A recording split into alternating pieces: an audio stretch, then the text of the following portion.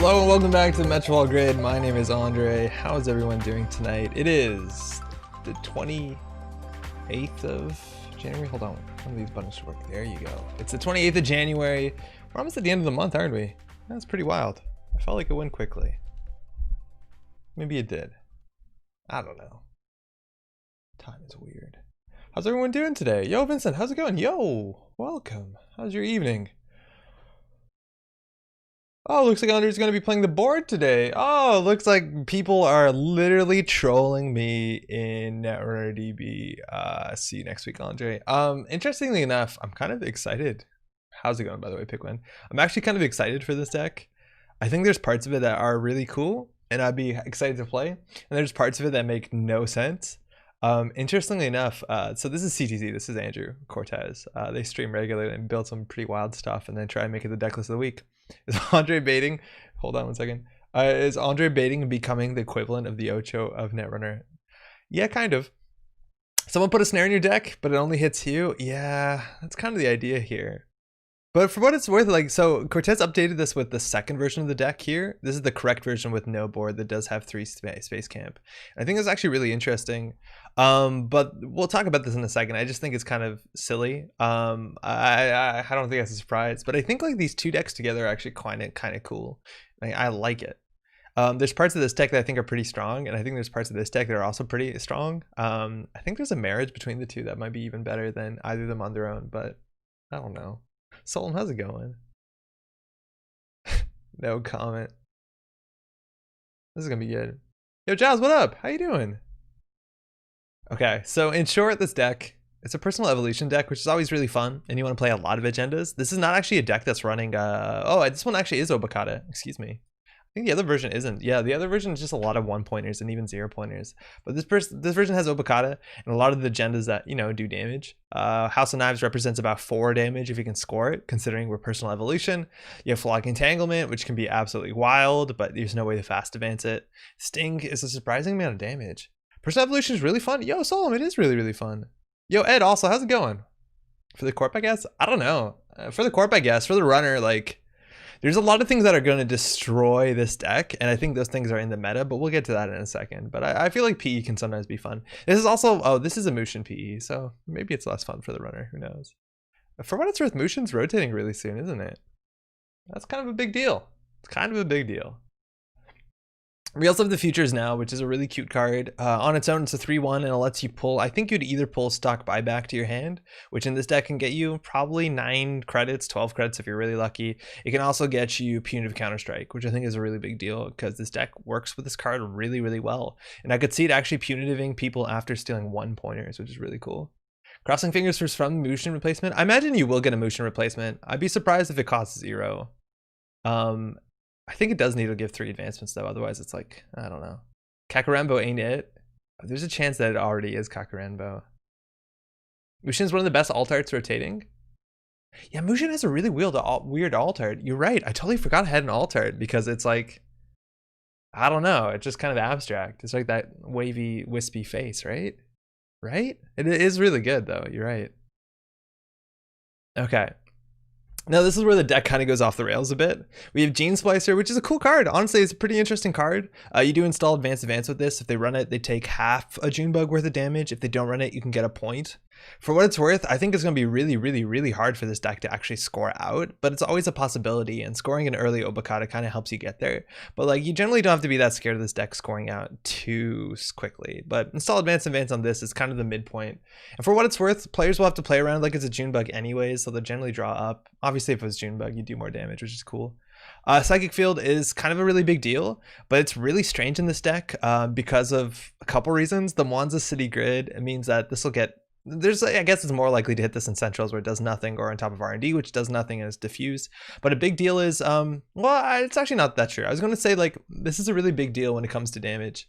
Or trap decks, is that there's 2 kinds of traps. There's unadvanceable traps and advanceable traps. And we're actually not running that many advanceable traps. So like just in naked, that means we have to like naked install agendas, like naked install Steel, a Sting, or House of Knives and Psychic Field. And that's a real threat, right? That is actually a real threat. So no, this is good. I don't think the Mwanza is a consideration. Rashida is good. And then we have 5 influence for a really, really bad card, unfortunately, called the Board. It's 7 to trash. I think it's the second most expensive trash card in the game. It's 3 to res. And it says when the runner trashes this while it's access, they get 2 agenda points. So that works off of anything. That works off of central servers. It doesn't have to be installed. So a lot of times this will be an HQ and you'll just throw it out because you don't want it right now. And if the runner, while this is rezzed, each agenda in the runner's score area is worth 1 fewer agenda point. And there's some reasons why that's a thing, why that matters. Generally, if the runner is running a central server or archives, and they're going to see a lot of cards, maybe there's a lot of 1-pointers in archives, maybe they're going to run a central server with a lot of 1-pointers and you have Wanza City Grid in it. When they say accessed, you can res the board. And now all the agendas that they steal will be worth 0 points, so they're not going to win that turn if somebody like Hail Marys into a Wanza City Grid. Now, unfortunately, as soon as they trash the board, not only is that going to fix their agenda problem, it's going to give them 2 more points, and this deck can't really protect the board. So you only have like a 1-click window, a really, really small window for this to be relevant, because we're really not going to protect it, which is a bummer. This got cut in the other version, but there's some really fun decks actually, like would get all their agendas into archive. As long as some Terraria vibes. I never actually played Terraria. Philotic Synergy? I don't know if that actually does anything. You think the board is? Gotta go lethal EP. Yeah, we really kind of have to do the damage here, and we gotta set up some crazy play where like maybe we throw out a lot of agendas and archives and they run it and we res the board, but that seems pretty bad. But the good thing about this deck specifically is punitive counterstrike, and this is kind of really cool. The idea with Wanza is that they can run, you know, central servers, hit stings, hit obacatas, hit, I don't know, that's good enough. They take a bunch of P damage, maybe they steal obacata, and then you can kill them with punitive, and that's kind of cute. And in theory, the board buys you a slightly bigger window for punitive, but in reality, not really, because you're going to res this and they'll probably be able to trash it. I don't know. Their money's not going to be really taxed out in this deck. And there's a lot of weird things that I don't fully understand why they're in the deck. Digital rights management is cool. You can not motion the card, but it gives you the Jinteki mind games you want, where you pull an agenda, install a psychic field, advance, I guess a gene splicer, and install advanced advance. You have genotyping, which is good for recursion. The hasty relocation, I don't get. Lets you order the top of the deck, I suppose, which if they're going to run with Wanza is good, but that seems kind of bad. We don't have any traps that really fire off of R&D, and that's one of the big comments with this deck is like, one of the best things you can run with Wanza City Grid is like snare, just because you get the money back and there's a chance they hit 2 snares, and that's a lot of times lethal, and we don't have snare in this deck for some reason, which is super wild. So there's a lot of parts that don't make a lot of sense, but a lot of the fundamentals are fine. It's a motion deck.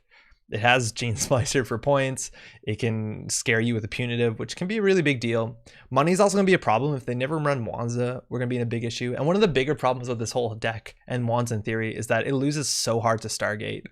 Hopefully people are playing a bit more medium, but if you play Stargate, Wanza never really triggers, and it's going to be a problem. Genotyping has great board synergy. Yeah, right?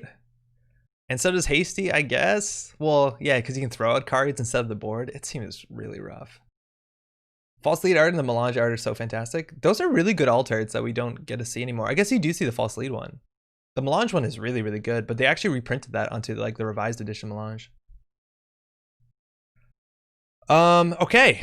So this actually has some interesting things. I'm gonna be excited to play it, but I think there's some ways to make this deck easily way better. Like you just have to put 3 snares in here, I'm pretty sure. You probably don't play the board. But then there's version 2, which I think is also fascinating, and I like this a fair bit as well. So they changed a lot of things, and then they focus some other things. So for instance, we now have 3 snare. We also have Space Camp, which is kind of an interesting card because it lets you put advancements on a card that can be advanced. So that does give some information, but we do have advanceable ice, and I'm not convinced that this advanceable ice is that good, but I guess influence is tight here. This is not ice that scales with advancements outside of Ice Wall, and that's still kind of weak to like things like Boomerang, which are pretty present. I don't know, maybe that's good enough. But the mouseless with 3 advancements really doesn't change much. I don't think people are going to let this fire too often. Maybe you can give the corporate credit, I don't know. Now the big issue is we totally trade away our win condition of punitive, which I think was a real win condition attached to Wanza City Grid, especially now that we have snare, but we've thrown that away entirely for some ice, which is a bummer. I wish we had punitive in this list. We also have Distract the Masses, which, you know, it's a recursion card. I guess that's better, but we had other recursion cards that don't give the runner money. Money's not going to matter too much, especially because we're non-punitive, but it is what it is. And we have trickle light as well, which is really cool because we can use those advancements now to fast advance. And the agenda suite changed, and I'm actually really excited for this agenda suite unless we play against somebody playing turntable, which is that we have Project Kusanagi, and these are so good with Monza City Grid. If they hit them, it gains no value for them outside of like fan site sort of artist colony combos or I don't know, data dealer. But this does damage with PE, and then you have just a bunch of smaller agendas. Fetal AI, that's fine. That's 3 damage if they steal it. House of Knives, Medical Breakthrough is interesting. We don't have Obakata, so it's not like we're going to build up a damage window and then jam onto the board. But eventually this becomes a 3-2 and a 2-2. I don't know. Monza with 16 agendas, it's pretty wild. And the fact that we don't have Punitive is really surprising to me. And I feel like Punitive would be worth it for the list, but there's some cool stuff. This is also really cool. An offer you can't refuse on Archives. When Archives has at least 2 space camps in it, it's generally worth it, right? Because you do install, offer you can't refuse, and then you advance a 3-1 or 3-2, and you can fast advance. It's really cool. Definitely play V2. The board doesn't work outside the Oscars. Yeah, the Oscars is the deck that the board actually works in, but it's not really a thing. And in theory, your opponent has to misplay into it, which is fun. But I feel like the good deck is a mixture of these two. I just feel like Punitive works so well with this sort of list with this many agendas that are worth points and the damage and the money. It feels really good. But I feel like this version is definitely most probably better. Now we're going to lose so hard to Stargate. If someone just puts a Stargate down and just goes once a turn, like I don't think we can recover from that. We do have 3 Distract the Masses, which gets you so far. I guess it's on us to like build presence sideways and every turn install advance events and do something that forces them to stop their plan. But I just don't like that we don't have any sort of punishment. Like we don't have Punitive, we don't have Neural, we don't have Ronin. So if they end their turn with, you know, X cards in hand, as long as we don't have something on the table, we can't kill them. It's not like we're going to have a Ronin that we're going to Mushin out and leave, and then once they goof up, we'll kill them with a Ronin. So our chances to kill the runner are actually super low. They're all involved like getting a Philotic or a Sting at the moment that they don't expect it with maybe a Trickle Light. But other than that, like we can't do any burst kills, which is a bummer. So we lose a lot of teeth if the opponent knows that. There's maybe some window where they run Psychic Field later on in the turn, and then they draw twice, and then we can score at I don't know, a Trickle Light out a Philotic, or maybe we have a Sting on the table or something. But it doesn't have that much teeth. I think our opponent's going to have to mess up. Because again, if they call a Mushin wrong in this deck, it's really not that bad. There's actually no... That's the problem, is if you know this deck, you can run anything that they Mushin. You can literally run anything. Everything that gets Mushined is fine to run, which is going to be a really big issue if the opponent knows his deck list. So, I guess we're going to give it a shot. I will give the other one a shot, just for fun. I think this one actually probably can win more often. Just because Punitive, like if you misplay against Punitive, you lose. And this one, you really have to kind of fuck up with. Oh wait, I'm doing the old way. We can just do this. Let's go.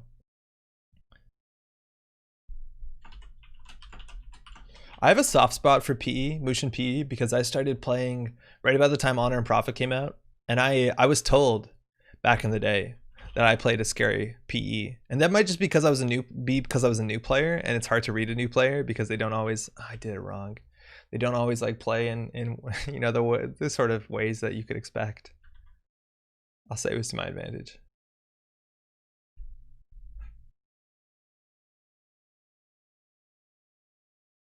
How's everyone doing otherwise? How's the week been? It's not a lot of Netrunner news this week. We're still waiting for some new cards to come out, and a heck of a lot will be coming out relatively soon. It can't be more than 2 months, right? Speaking of new JNF features, have you tried the replay function? No, I saw people talking about it in one of the like chat windows. I was told it was broken. Can you actually just like look through all of your game, like play by play? Playing some Arkham Horror tonight. Return to Essex County Express still is terrible. Stupid trains. Yo, Jinteki. I played last night. I built a Winnie deck for Dunwich, which I think might be a huge mistake. But we started and we're playing on hard for the first time ever. It was like a jump that I was really scared about making, and it has been cool so far. I feel like the deck is really good. I feel like the deck is really good that I'm playing, but I'm worried. I'm not going to spoil Dunwich. Hey. But Winnie might be a mistake. The create a game button on the decks is supposed to give you a click, not broken. The replays aren't sorted at the moment. Okay, wait, how do you do that? Create game button on the decks is supposed to save you a click? You're not playing the PE. I'm playing. No comment. She's such a fun investigator. Yeah, but she's gonna die. Yeah, maybe. Replays are very cool. Can step through everything. Yeah, Warwick, if you can tell me how to do that. Oh, load replay. I see what you mean. Okay, I want to check that out after this game. That's actually really, really cool. Thank you. Hey, cheers. They didn't want to play against P. I can respect that. Lost Geek built it. It's working now. It's an option when you create a game. Oh, that's dope. I'm going to check that out for sure. That's really cool. Vincent saying week's been good, just catching up on Marvel Champions stuff mostly. Yo, so Marvel Champions I feel like is a game, and I don't want to like yuck on anyone's yum, but it's a game that I keep giving the benefit of the doubt, and I keep end up playing it on like Tabletop Simulator and trying out new stuff, and every time I think I'm gonna enjoy it, and I play like 4 or 5 games solo, net me, and I still don't. I don't get it. I don't get it. Thanks, you too. Off by default? Oh, so I have to turn it on. Oh, so I might have missed it. We might not get it on that window. We're playing against Geist, which I think is actually our worst matchup by a pretty large margin, because this is the only runner that can consistently draw clicklessly, let alone draw on our turn. So there's no chance we're going to punitive Geist. He's going to have unlimited money. He's going to have 1 link, probably not 2 link. So we need to like really aggressively goof him up, and this is not the hand that's going to do it. In fact, it has the board in it, which is a problem. There's a chance that this is also like Worlds-esque Geist that's going to have like 2 copies of Miss Bones in it. Maybe the meta's died down a bit on assets, but yeah, we're not going to win this one. I have really low expectations. Cortex Lock is actually some of the best ice we could have in theory, because it has a single subroutine, which is fine with Boomerang, but it'd be a bit difficult if they like face check Grappling Hook. So I'm just gonna... Oh, we actually can get siphoned. Putting a single agenda out is probably a mistake. I was going to jam here, but I forgot it's criminal. It's on the create game window with set password. Okay, we'll get it next time. Yeah, I set up some camera automation, and I'm feeling pretty clever about it. It's just really hard in JNet because we always zoom out at different amounts, so the camera positioning is going to be different. Like I think it was right. I feel like we can go here. Let's see if this works. No, that's not working anymore. Oh no, that's pretty good. Okay, what happened? They trashed the Psychic Field. That's a really good piece against their deck. And they trashed a Splicer. So we can spend everything on a Features now, which actually we have a window for punitive here if we get this gone. If this was like a House of Knives, obviously this would be really good. We'll do the PE damage first to get some information. We hit a Paperclip, which kind of helps them. But we don't have any barriers in the deck, if I'm not mistaken. I think it's just Komainu and Cortex Lock, right? Yeah, that's sick. Komainu, it's not going to be an issue for them. And I think we're going to take the second copy of Punitive just so we have both. And so if they steal, like, I don't know, 2-pointer, maybe we got them. Yo, Che, how's it going? Welcome. They also know what we're drawing, which is a big deal. So they saw the Psychic Field on top of the deck and they stole it. Or they trashed it. They saw it. So I don't know. This deck, if it is the Worlds type deck, so that, like the German players were largely playing, there is going to be a Stargate in there eventually. But their economy right now isn't so good. The Tech Trader is obviously really, really, really important for them. So I'll draw once, then we do Hedge Fund, and we just ice up something. I honestly don't know if we want to ice up R&D. Icing up the remote too is also a bit silly, but this eventually has no teeth. I don't mind if they run centrals while they're setting up. I'll set up the remote here. The other options we could draw, but... Oh, Hasty's honestly fine. Hasty's probably worth it. Yeah, we'll play this card. Choose a card to move next onto R&D. And this can set us up so next turn we can do like Sting, House of Knives. Oh, we're going to discard cards though. I goofed that up. So next turn we'll try and install 3. Card on, so we'll put, we want to keep in our hand Punitive, House of Knives, Sting, Cortex Lock. So we'll put oh, that wasn't right. Sting, we want Sting, House of Knives, Psychic Field, Punitive. So we'll put Rashida and Cortex Lock. Good enough. I gravitate towards Marvel versus Arkham really only due to time investment level. Oh, I totally get that. It sets up so fast. With 2 kids and a grad program, etc., I don't feel myself wanting a huge narrative experience. Yeah, I totally get that. It's actually a really big strength of that game, is that you can kind of just like set up pretty trivially. Especially if you just play like the starter pre-constructed decks. I was surprised that Marvel DB like didn't have that many decks on it. Do you mind scrolling the chat log? No, disperse. I'd be excited to. Thanks for pointing out. I haven't played Mage Knight, Jinteki. I know that's a lot of people's jam. So Rashida's on top, which is bad, but whatever.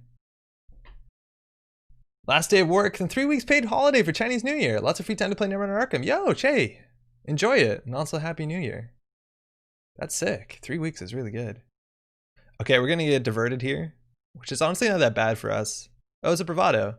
So they can boomerang a Cortex lock. I think we're not gonna res it.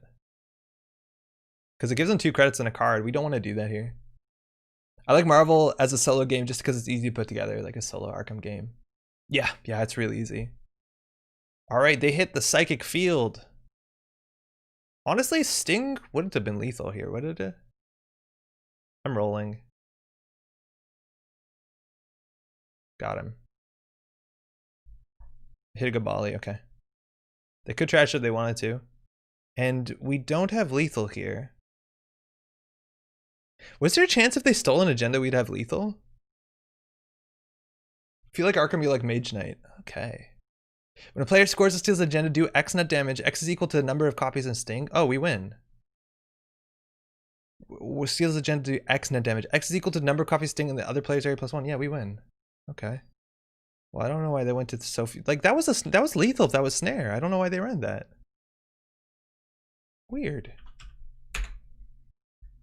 Yeah, that snare could have been lethal there. That's really strange. I didn't think. Yeah, they did. They said they got greedy, and I think that's definitely right. Hey, thanks, you too. Oh, they left. Right? Like, I wish we could check the replay there, but they checked here when they had 1 card in hand. Like, snare would have been lethal. Fetal AI would have been lethal, which I wouldn't expect on the table there, but it could be. There's a lot of lethal options there. Like this, if they just set up with Geist and leave like that's also a thing I don't think they should have done. I don't think they should have popped the spy cameras. I think if you just leave the spy cameras installed, you can get away with murder. Basically, just install your Stargate. Go.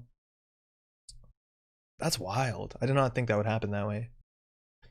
So this card always does a bit more damage than you think it does, specifically also in this matchup in PE. All right, the board is sick. Yo, Lunilla, how's it going? Welcome. Did you know they had replays to JNet? Okay. How do you do it? How do you put the replays on? I did not. That's sick. Yeah, I'm excited for it. I just don't know how it works. Missed it. Shit.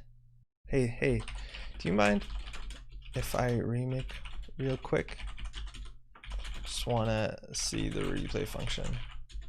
Okay. Thank you. All right, so we're going to remake it. Apparently it was in the lobby. New game. Oh, nice. That's too much text to read. Only your last 15 unshared games will be kept. Okay, beta functionality. Whoa, that's dope. That's really good. Thank you. It's funny, I feel like a card play of Mage Knight is more like Marvel since you have to ditch cards to move and stuff. Arkham is more akin to Netrunner because of action economy. I think the movement's also like a really big deal when it comes to, I think so. When it comes to because like the movement and the positioning is such a big deal of Arkham, and I just wish if Marvel had, you know, 1 or 2 extra layers like that, it would be a success for me. All right, Edward Kim, we do have a lot of operations. Our opening hand, we can motion out a House of Knives and cover with a Cortex lock. Looks to be a pretty aggressive deck generally. I don't know what they'd combo it with, but medium works pretty well with Edward Kim, better than Stargate. So at least we have that sort of going for us. We also have a preemptive, which is nice. Otherwise this hand, I think we can keep it. Like we can motion House of Knives and then ice it if we really want to. I think that's fair. Okay. So that's huge Lost Geek. I want to see what the replay looks like after. I think, I feel like House of Knives is way better than Sting. We want them to steal Stings. It's going well enough. Every day is the same. COVID lockdown. You know how it is. I've been catching them on TV shows I've been meaning to watch. I've been playing lots of Monster Train. I'm up to Covenant 11. Yo, that's real good. Oh, I know what deck this is, which is something I never bothered with the Slay the Spire. Never cared about Ascension. Same thing for me. I never played Ascension on Slay the Spire, and then for Monster Train, I was really into it. And it's cool because it actually rewards you. It doesn't just make it harder. It gives you more things, and makes the runs more interesting. Okay, I actually have Disperse's deck up here. This is Hammer Party. It's going to run no net damage protection besides a single no and home. I kind of wanted to play this deck before, but basically it's 37 resources. You always Oracle May, and then you have 3 of each breaker. So there's no multi-axis outside of the Attorney Wheel. It's a Hammer Party deck. It's a fun archetype. So the Oracle made and hit the Black Orchestra. So Punitive is also going to be pretty hard to hit, pretty easy to hit. I don't think they have a Hunting Grounds. This is maybe a bit dodgy that we're looking at their deck list. So, oh, they do. Okay, so there's only limited value on the Kumainu. Yo, Grandpa Taylor, just want to say many thanks for the streams. I got interest in Netrunner this month, and your streams helped bootstrap me so fast. Yo, welcome. You made a really cool choice, actually saying hi. That's awesome. How's it been going? Welcome to the game. How'd you get in on it? I will go ahead and score it. It does the damage. Kumainus are gonna be good, my friends. That's amazing. That is incredible. The one weakness, the card we had in hand in the whole deck. Oh my god. I only play champions because it's my son's fave. I think it's pretty Delta VH. Tried Ashes the other day. Seems pretty fun. Tanuki, they're redoing Ashes with a 1.5. I don't know if we talked about this on this channel, but they're redoing it basically after years of, you know, design of it. They want to go back and redo cards, like a revised core set. And if you own old Ashes, you can get a set that will just update all the cards that changed, which is dope. We're literally unbeatable. I won my first standard game this week. Yo, Taylor, that's sick. What are you playing? They got their MK Ultra. How did you find what Netrunner was? Because that's what I'm always very interested in. Okay, so we're going to go down to less credits than being able to res Kumainu, but I don't think they can put pressure on. We'll do the damage in any order because it doesn't matter. We hit Cyber Trooper to loot, which is cool. It works well with their breakers. It actually does make the MK Ultra deal with the Cortex Lock a lot easier. And we hit a data folding, which is, they don't have a lot of money cards. It's like daily cast, data folding, and a single caddy, if I'm not mistaken. Thanks for mentioning Slade Spire. Put in 80 hours in the past few weeks. Good fun. It's so good. Oh, that's a really big deal. I think we don't have to do anything here. They can't steal the Obokata. We're not going to punitive them, so I don't feel like the damage does that much. We can't jam this next turn because we just don't have enough credits. So either way, they're going to either trash a recursion card or get nothing here. They trash the genotyping, whatever.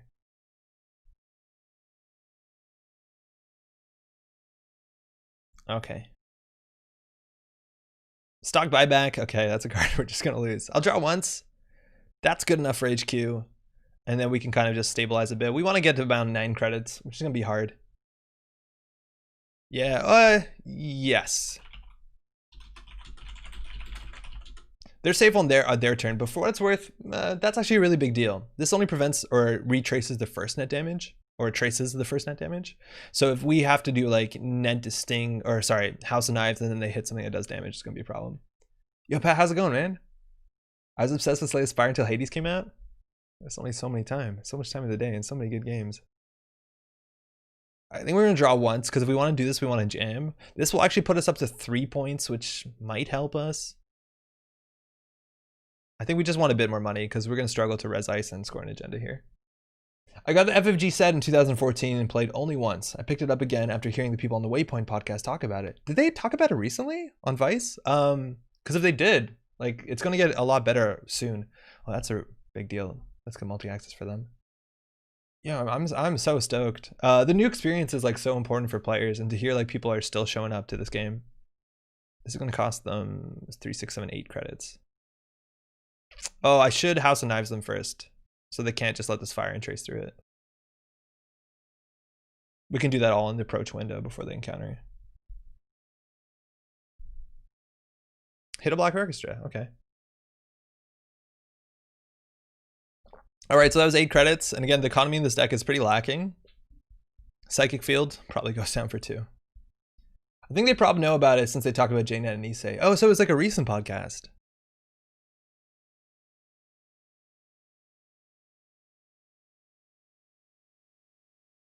That's really cool. I think if they steal this, we're okay with it. And if we can score it, we're even better. This looks like a Rashida, if anything. I don't know. Oracle May hidden. Man, there's only like 9 misses on Oracle May. I think they've hit 2 of them so far. Maybe even 3. You said we're going to score out? Well, they're letting us. Like, they're not putting pressure on Centrals. And it's like, you know, it's not it's like a hyper competitive deck. Against like a good stuff deck, like a hyper competitive deck, I think we'd have issues scoring out. But now we actually can. We have a path to score out. The problem is we don't have the economy to support it. We can do Gene Splicer into Obokata. Now, if we had like a fast advance trick, it's a really big deal because they steal the Obokata. We can do damage to them. But again, we don't have like any way to do damage on their turn to them. And we can't res the Kumainu. The Kumainu would have been so good. It's 9 credits to go through. Oh, fuck. They hit a punitive. Okay, so we need a preemptive that. We also could have considered House of Knivesing there, but I think we want to set up to make it harder. What was the name of the podcast that was talking about Netrunner? Waypoint, which is Waypoint was I forgot we had that card. Waypoint is owned by Vice. They do gaming stuff. They have a website. It's pretty good coverage.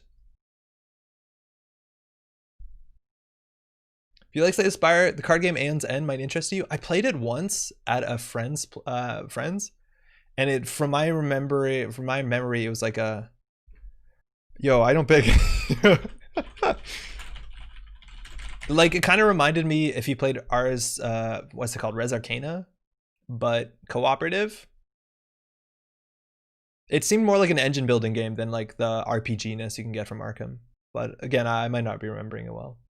We can feed agendas to power stock buyback. Yeah, I think we need to. Here's going to be a lot of our money, but again, they're going to struggle to deal with this. This is, again, wow. Well, now it's 9 credits, so some of this damage is going to go through, and we're going to ping them. I guess the ping doesn't really matter here. The ping doesn't make it cheaper either. They talked about late December, early this month. Oh, that's really dope. Yo, I know it's a one of, and damn, I'm good. All right, so they're not gonna be able to break all of it. So there's 2 net damage subroutines, so that's why we don't want to use the House of Knives. They could do a trace here, but we win the trace. It seems like a bad use of no one home. So that's the second data folding. Man, the Jaina UI is really good. Oh yeah, they do have Liberated, which now Snare is kind of an issue because they couldn't clear oh no, they could clear the tag. We don't have Snare. I played some Aeon's End, enjoyed it for co-op deck builder. Oh, Rashida, we want her. You can ping after they decide how many to break, although they get the choice to break more. So the turning wheel, and they have the 8 credits. So they're playing around punitive because they did see it. We have another Cortex lock, and again, this is a really big deal because we've hit the Black Orchestras. They can't install Black Orchestras. So Cortex lock is going to always at least have 2 unused MU in this deck list because the only other card they have is Paperclip, and they have to manually install it because again, we're only killers, or only sentries. I don't care if they steal this, I don't think. And once we get more money, we can do advanced events. Scoring this also puts a punitive in hand, but it might bring their pressure on to HQ. They got a caddy. If they set that up, it's pretty slow. We're okay with that.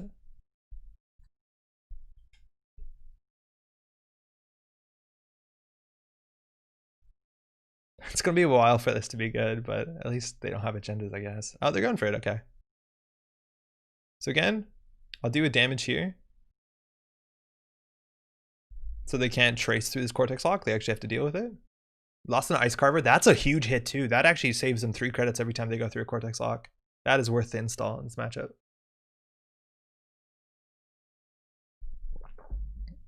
I always see that recommended in solo board gaming subreddit. That's such a good hit. I can't believe we hit those.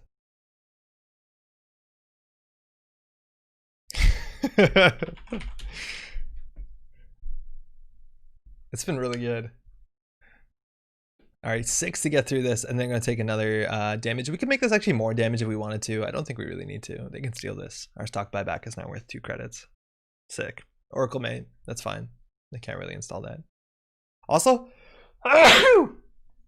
thank you. This deck list does have off-campus apartment, which I don't know if they need that sort of draw. So we could put this on R&D, but it could be our liability. Like it could be really bad for us if they do capitalize on it, but I think we have to. I think that is the deck. The problem is like we don't have punitive and we don't have a way to tuner punitive, and if they hit punitive, they'll destroy it. So it seems pretty bad for us. I don't know what to do. Well, that'll help. I think we actually can make the scoring remote taxing, which is really funny. Because they can capitalize here mostly onto R&D. I guess we can make R&D taxing and force them to run the remote more. I guess we have Psychic Field, so whatever. We can make this 12 credits to run though. Like that's so wild. It just, if we had more money, it would be a good deal. I'm gonna go for server 1 and assume that Rashida will draw us things to jam. Oh, excuse me. Have you seen what Ocarina does to keep this game interesting during these lulls in new content? Do you think Nisei should learn into making more unique IDs in upcoming sets? Yes and no. Right? Like, so I think Salvage Memories is what Nisei wanted to do to break up the huge lull in time without new cards or a big shakeup to the meta. And I think that's, you know, Whether or not you like salvage memories, that's a different question. But it definitely did mix it up, right? There's the caddy. Now, when it comes to like, I think I might have been a bigger fan of what they did for Worlds, like what last year, where they released like 10 cards or 8 cards, whatever, before the set came out from the set. I think that's really interesting. But I think like the issue of us not having cards for such a long time is very specific to 2020. I don't think it's something that we're gonna have to worry about too much going forward, at least ideally, right? I'm just gonna jam this stuff. That's good. Oh, I thought another click. Of course it's a double. RTFC. That being said, adding IDs specifically, maybe if they're from a limited amount of time, like adding IDs specifically is pretty, I don't know, maybe it's not harder than any other card, but it can be a pretty big deal. Because if you print something that's like slightly too good in Anarch faction, right, like it kind of invalidates the rest of the options. IDs have that issue a bit more than other cards do. I guess breakers kind of fall into that category. But like I'd rather them not spend testing and design and R&D on stuff like that when it could be used for something else. That being said, it's not like always the same group of people doing the same stuff, so maybe that's silly. It's like when people are like, oh, why are you making all these skins for Fortnite when we want to make you features? It's like the features team doesn't make skins, guys. Oh wow, we can score a lot of things here. Oh, I shouldn't have scored that actually. There was no real reason to score this because this pulls a card to hand, which is awkward. I didn't want to do that. Okay, at least we can throw out the board easily. Ocarina is great. Yeah, Ocarina is sick. I'm a big fan of Ocarina. I'm excited also for new cards to come out because then Ocarina actually literally does get bigger with more options, hopefully. I'm assuming there's connections, right? But I didn't mention that already, but Nisei laid out some of their future plans on Twitter recently. Seems like they won't be as much of a lull in 2021. Yo, Pat, I didn't know that. Let me check out Twitter after this. So you're saying Netrunner should have a Mandalorian crossover? Wait, what does that have to do with anything? I think I'm missing something. So they have to run this, right? Because if this is an Obokata, we win. So enjoy spending your 12 credits. And we'll ping him here. Oh, because of Fortnite? Yeah, I see what you mean. Marvel is coming here. NOH being first nap return is good balance. Yeah, it's interesting. Or first tag. Like, I'm glad cards like that have a bit more of a, you know, ways to play around them. Oh, excuse me, that's not me. If this is Obokata too, like, I guess it's not entirely true. We couldn't ping him enough because we only do 1 per run. I see this is the board P where your objective is to make it not into the board P so you have a better deck. Yeah, I know. The board did get cut from the deck by the person who made the deck. I don't feel too bad. Question is, can we punitive them? Can we punitive them? No. Of course we can't, but we have a huge window here to win the game. Right? Like if they steal this, maybe we can do credit punitive. They have to go through this for 12. They have to steal this for 5. We have 2 House of Knives. Like, I don't know. They do have Earthrise Hotel, which is going to help, but like, they have a lot of issues here.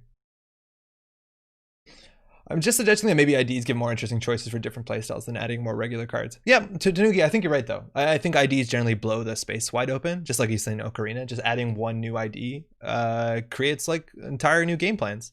100%. They need an imp here. And even then, they have to soak some of this damage, I think.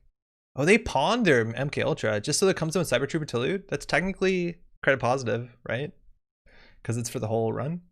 For the whole turn, excuse me?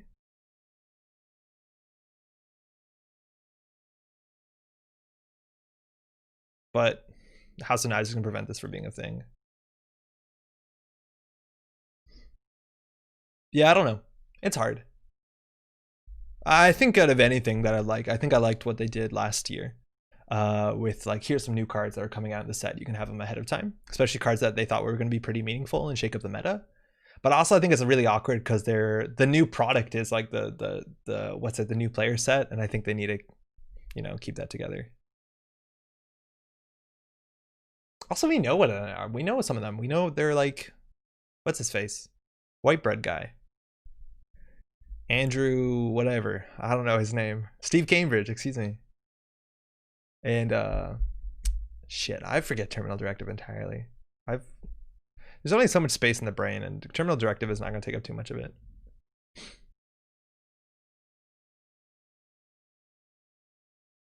Could be Junebug. They have no way to steal this, right? I'm going to ping him anyways. Cool.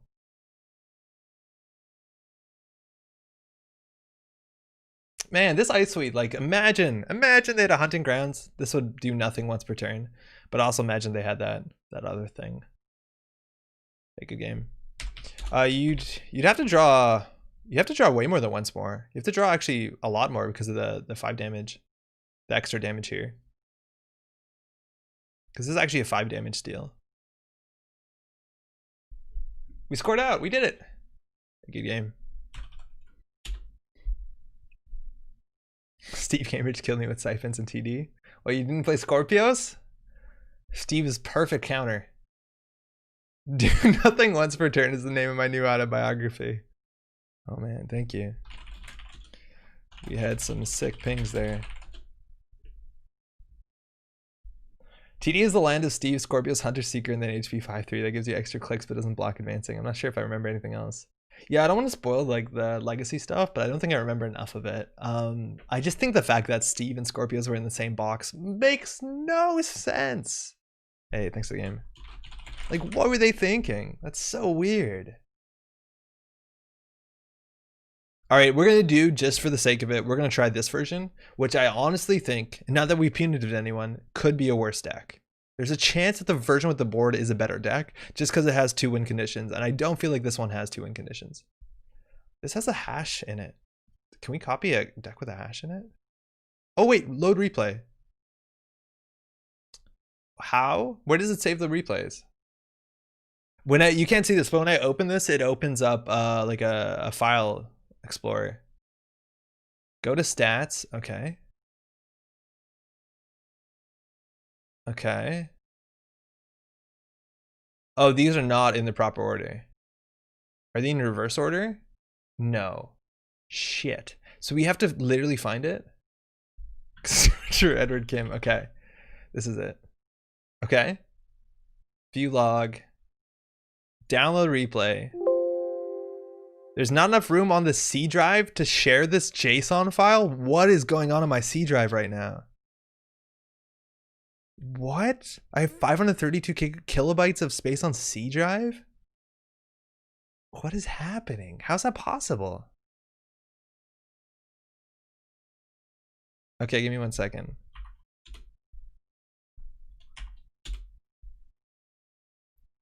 You should just be able to copy the link if you hit share. Oh, okay, sick. Thank you. I don't have to clear a single image. But then do I do browse or what do I do? Just not for one good GIF. Yo, Spear, how's it going? Paste into a new tab.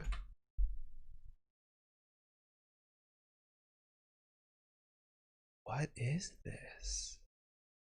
What is this?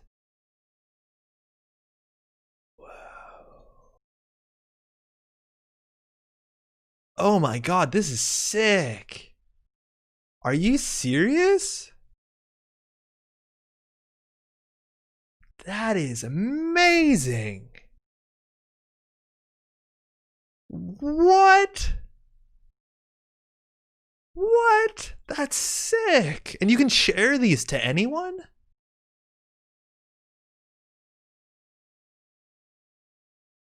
You can see how many times you click for credits. You can just click to jump around. Yo, and it's color coded based on turn. Yo, that is something. That is so cool. What is the ability when you do an operation? It's just a click? I guess it's just a click, right? Yo, that's really good. That link works for everyone. Yo, do you want to try and open this? I'm just gonna put it in Twitch chat. Lost Geek did that in over 1 weekend. That's so good. That'll help with the learning curve. Yo, it's actually really cool to go back into games. And that's the thing that we can do now is like, we can talk about games and be like, okay, that last game, you know, about here, fucked up. And then you can go back and actually can see it. But this is actually really important. And that's also a really big deal because I don't know how long these replays save for, but like you can save notable games and share them, right? Like whoa, do you know what we can do now? Is that you can send replays here and we can talk about your replays. Like we can go coaching in non-real time, which is incredible. Once you share, they save forever. What? How does it work if a card gets changed? Tobal, that's a good question. I don't know. I assume it's not going to remember the card. It would just like reference whatever hedge fund was in at the time, like at the present moment that you're opening it. It probably just, you know, pulls the art from Netrunner DB. Only your last 15 unshared games will be kept, so make sure to either download or share your match. Yeah, JTFQ, yo, what up? That's not hard to do. They're JSON files. They're tiny. Oh, actually, we'll need to deal with changes on the front end. Oh, okay, never mind. Is this a plugin? No, Detsuto, this is just in JNet. Okay, so I learned about this today. I wouldn't have known if it wasn't pointed out. When you make a lobby, there's a button at the end of the lobby that says save your replay. And it gives you some like contraindications because it's in beta. Then if you go to your stats page, this has all the stats of all your games. This was added, I feel like 2 months ago, something like that. Unfortunately, they're like shuffled in order. Whatever, that'll be fixed. But if you can find the game and go to view log, in there it'll be like download a replay or save replay. I'll show you this the next game we do, so it's a bit more practical. But then you can just paste that link. It's just recording the spectator view. Okay, so actually it might, that's interesting. Is JNet going to have to versioning so old replays are compatible, or will it update just break old replays from time to time? That's actually an issue that happens with other games. Oh man, there's a celebration here. That's sick. That's really cool. That's a really big deal. I think we can now open it. Now it's easier than ever. If you want to like share a replay and talk through it, we can do that on the channel, which is so cool. And can you like, oh, that's step. What is this? And forward 1 click. What's the difference? Oh, next log entry. Right, because that doesn't have to be a click. That's so cool. We will probably just push versions out on different endpoints because you don't really need the server. Wow. Just imagining you bring someone on after a tournament and literally having replay the game and talk about it. No, but that's a really big deal. You can do that. You can definitely do that. And this is like a better UI than if you wanted to do it with like any other conventional sport, right? To be like, Limes, the fuck was that? You know, like you can do that. Like, hey man, this exact point here, this is where you lost the game. That's a really big deal. That's totally dope. It's all JS. So you don't need the JNet server. That's super rad. That's really, really cool. Leave replay. Corp view, runner view? Wait, why do I have a different background? Is this what Disperse's background is? Can I see people's backgrounds now? Is this Disperse's background, I'm assuming? Are we gonna find some embarrassing backgrounds from players? Oh, that's amazing. Okay, your background is no longer your private thing. If you're gonna have your embarrassing, like, I can't even imagine what you can have up there, but people are gonna see it. Replaying a game and seeing their hand is almost really cool. Like, wow, you missed a snare. Okay, that's actually a good point, Semiotics. Firstly, how's it going? If I save my, okay, this is weird. This honestly is I think going to be a bit contentious. Is that I can now see what's in my opponent's hand and I can scout their deck. If they join my lobby, I can look through the replay and I can reconstruct their deck. Which, you know, some people might not appreciate. At tournaments, obviously, you don't want to allow that to be a thing because then the opponent can see the replay. So isn't that an issue? Like if someone makes a lobby and has that on so that your opponent can look at your hand after the game. Gonna be exposed for some bad background choices. Yeah, how does that work? Because that, like, I think could be very quickly a problem. No embarrassing anime girl backgrounds choice is safe. Yeah, no, we'll know. It's casual only. I see it now. Turn 1 where I didn't install Hunting Grounds. Turn 8 where I didn't install Ice Carver. Oh, Disperse. Yeah, you're right. We can totally like dunk on that Hunting Grounds. Okay, check this out. Hunting Grounds is in hand. How long? It was opening hand. You mulligan into Hunting Grounds. Honestly, like I can see what you want to do here. I think the valuable cards are obviously Oracle May. That's probably click 1, right? Yeah, you miss on this because I think you hit yeah, that. And I think now the option is like stabilizing your economy or putting down the Hunting Grounds, which is obviously a low E tempo play. I think here, right, like this is almost definitely an agenda. So you have to take the 1 in 4 shot. So it's either do you want any multi-axis, which probably is what you want. Oh, you actually draw once and then install? That's smarter.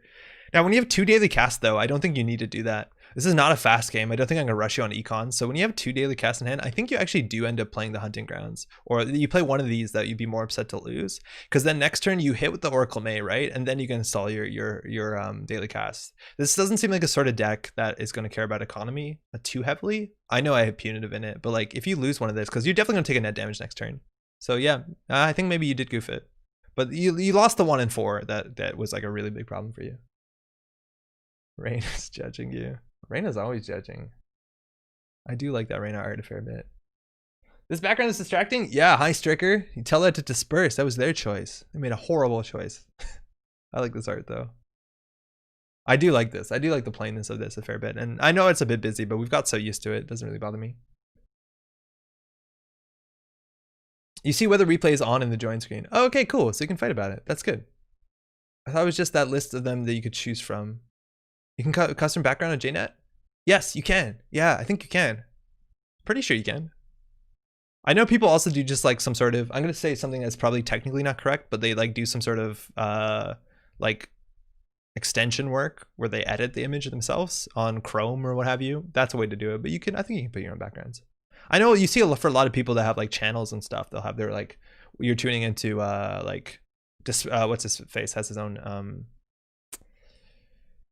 background, excuse me. Subconscious background trauma. Oops. Okay, Apex's best background. If you override the CSS. Okay, that's what it is. Root is my desktop background. That's a good background. Can upload to the server. You would only see one of the standard ones in the replay. Okay, so you get a standard one. You need a custom. So it is a custom plugin, but a lot of people do have that. Like Nisei, I think, has their own background as well. Code Marvelous, Changeling. Yeah, it wasn't even Code Marvelous I was thinking about, but Code has his own background. Jesus, why am I forgetting his name? This is so embarrassing when you do it in public, because then you look like an asshole. Oh, fuck, never mind. It's got to be the extension or something, because there's no option to do a custom one. Yeah, I think there's an extension. Okay, let's try this other version, and then we're going to play some goofy stuff. But I want to try this, because I want to do Space Camp kind of bad. Space Camp's a cool card.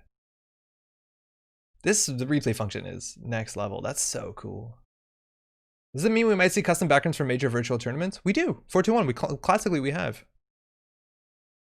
Vesper. Jesus, I couldn't think of Vesper's name for a while. Vesper has his own background too, and we have. I think for Worlds we had custom backgrounds. It wasn't the root or anything. It was like a. I don't think it was, at least. What am I doing? Import. Failed to import deck. It's because there's a hash in here. Why is there a hash in here? Why is there a hash in here? Shit. I'll open one of these windows and it'll be crate. I'm just going to do this the old way.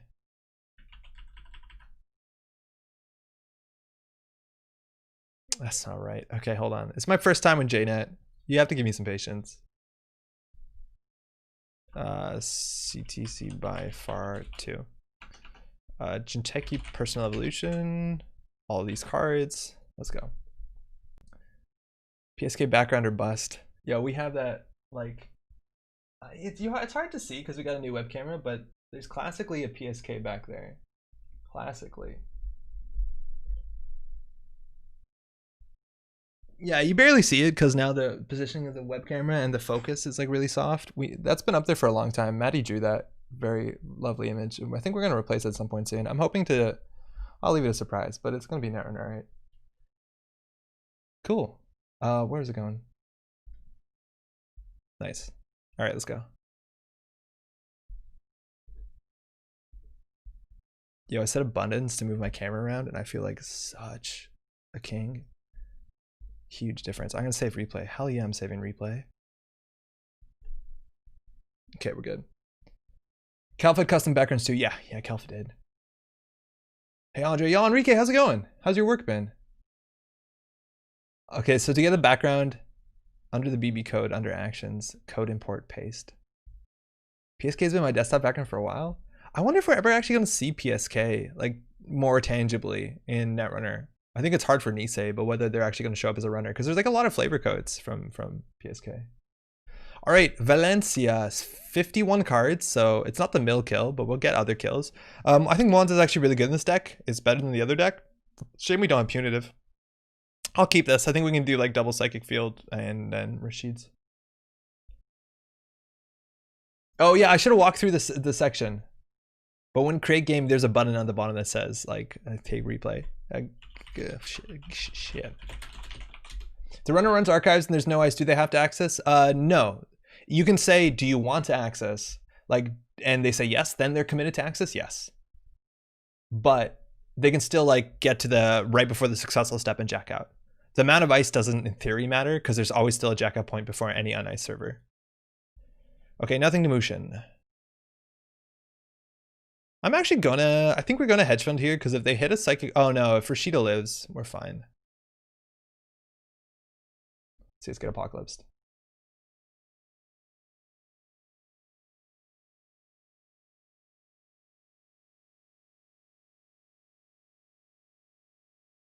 There's some other weird interactions though, like specifically if there is ice. Okay, this looks like a good deck, like just good stuff.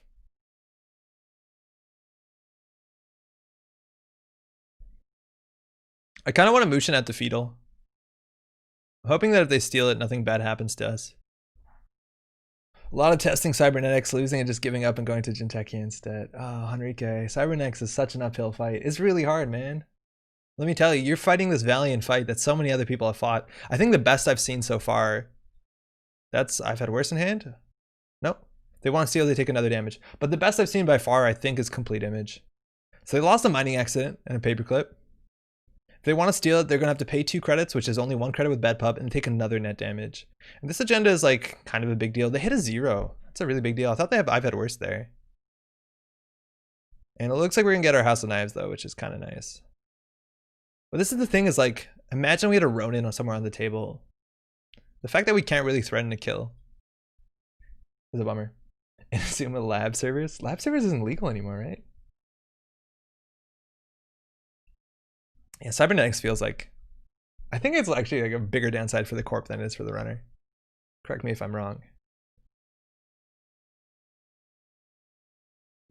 What if they're apocalypsing us?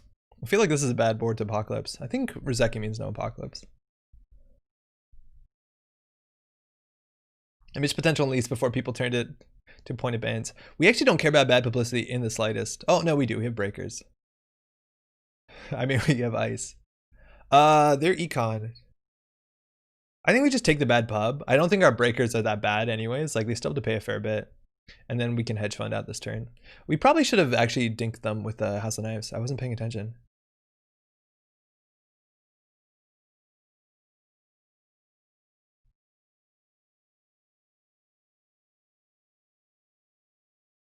This is going to be the death of us. We're going to lose to that. I played lab servers and Oko. It was fun and effective. It was cheesy. Did you actually get people in like death loops or what do you do with it? Yo, Adam, how's it going? A rainy evening and live Netrunner. Good luck. Have fun out there. Enjoy your games. Thank you, Adam. Enjoy your raining evening. I'd be very happy if there's rain around here. Ooh, Space Camp is fun. Space Camp but Wands is also like a really cool combo. So that's the issue is if we end up like them getting the next fetal, like can be a really big deal.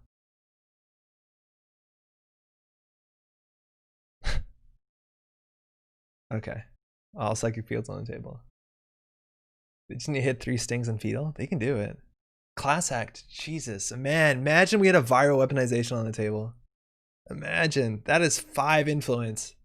And I don't think it's even wrong at Anarch. Motherfucker. Hit a parasite. That's actually pretty good. We do have, you know, a low strength sentry. But they're running everything we motion. I wish we had real motion traps.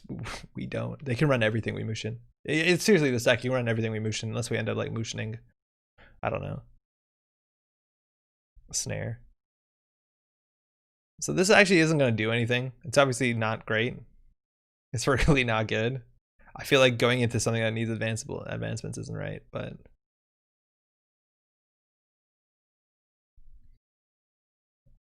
You can motion out of psychic field? Yeah, Jeff, we probably should have motioned out of psychic field there, I'll be honest. You can motion out anything. So like you could have motioned the psychic and they were running the stuff that we're motioning. We just want to make sure we always have 3 snares with a value. Okay, Rashid is going down. Yeah, they can just run it, but they don't know that. We'd have to like in theory, if they know the list, I think we will lose 90% of the time. My stats on it were 12-2. The 2 losses were on stream. Wait, what? Oh, Mwanza still works.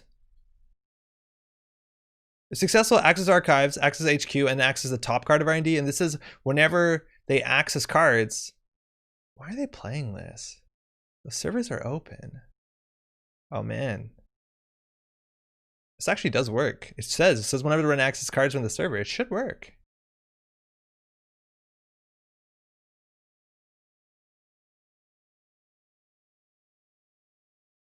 So they're actually going to see 4 cards. The chance of them dying is basically like snare into fetal. We only have 1 more fetal. 2 snares would be lethal. Oh, hold on. We're going to ping him. Sick.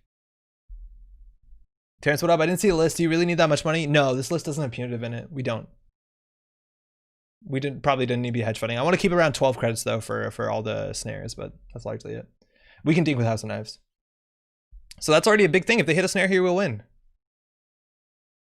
We win. They had to steal the damage. And that's why I think like motion or punitive is like a really big deal in this sort of list. Wait, who won? Oh no, they won. Are you serious? Wait, they won?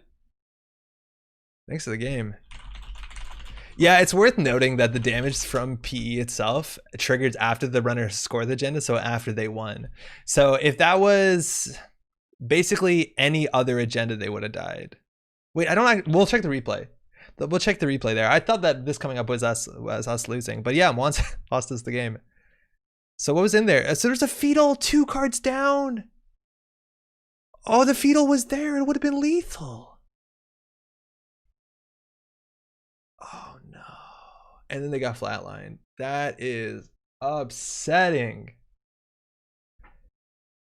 Yeah, the fetal was there. The snares weren't there. A Kusanagi would have been lethal. The last fetal would be lethal, but we can't hope for that. The snares would have been lethal. That's a bummer. The sting also would have been lethal. Feels bad. Good job. Good job, Mwanza. Okay, we're gonna check the replay again. If you haven't noticed this is a new thing in the game. If you go to your stats play, and then oh, you got to get out of this. How do you go? How do I get out of this? How do I go back? How do I see my stats page? How do you go back? Might as well play Caesar Scorch for how many credits we had. That's why I like the punitive. View games button. Oh, I see. Okay. Wasn't our opponent named Syrian?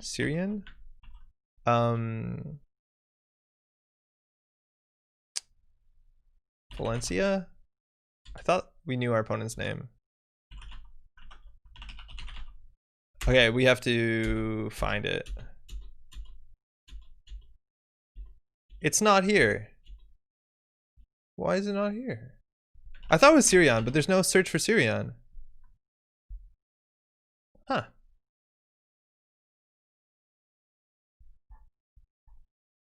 I don't know, y'all.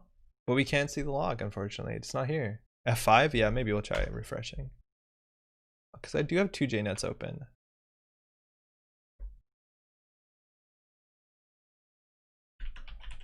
Yeah, okay, nice. Okay, so check this out. Oh, they could still be in game. Yeah, okay, that does make sense. Replay unavailable? Is that because they're still in lobby? Okay. They're not, though.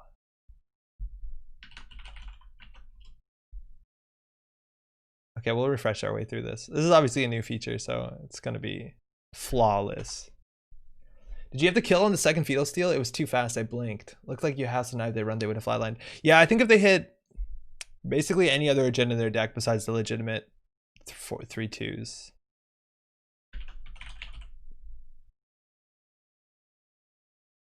Okay, sick. Okay, so share replay. This immortalizes it. We can open this in a window.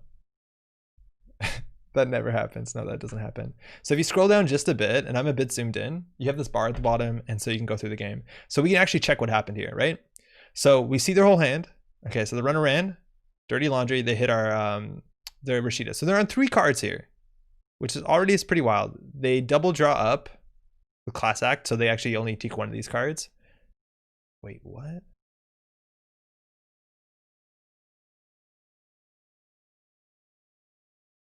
Wait, I don't get it.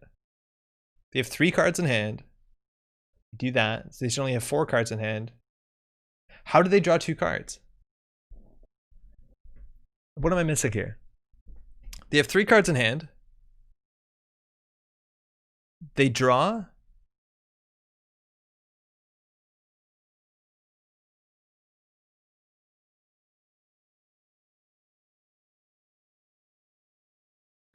I feel like this is, oh, the reason was why we can't see the double draw. So this click here is where they drew for their 3rd click, but you can't see it because the cards that they're interfacing with are attached to the class act. So once they do their next click, then it suddenly has 2 cards showing up in their hand. Yeah, so the class act doesn't make it, it's clearly visual.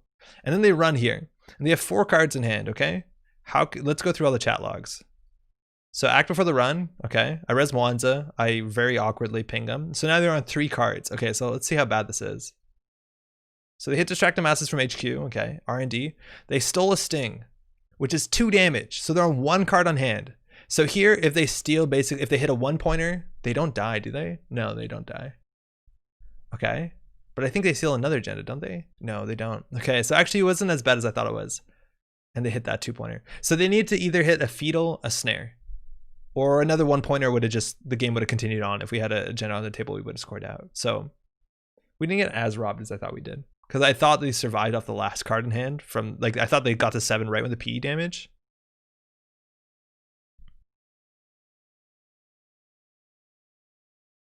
And the next card was Fetal. Fuck. Okay, so we almost had it. I prefer Jinteki to an offer I can't refuse. Won me so many games, not limited essentials. Jinteki gives you 1 point. The thing with offer you can't refuse, it's meant to work specifically with Space Camp. And Jinteki only works if you have like a really bad trap on the table. That's the one that you force them to access the card, right? I've never played Jinteki. That replay feature is sick. Go back to when they stole the 2nd Fetal. Maui Chris is saying you might have had kill there if you pinged them. You think? So I motioned. Okay. So they ran. Okay.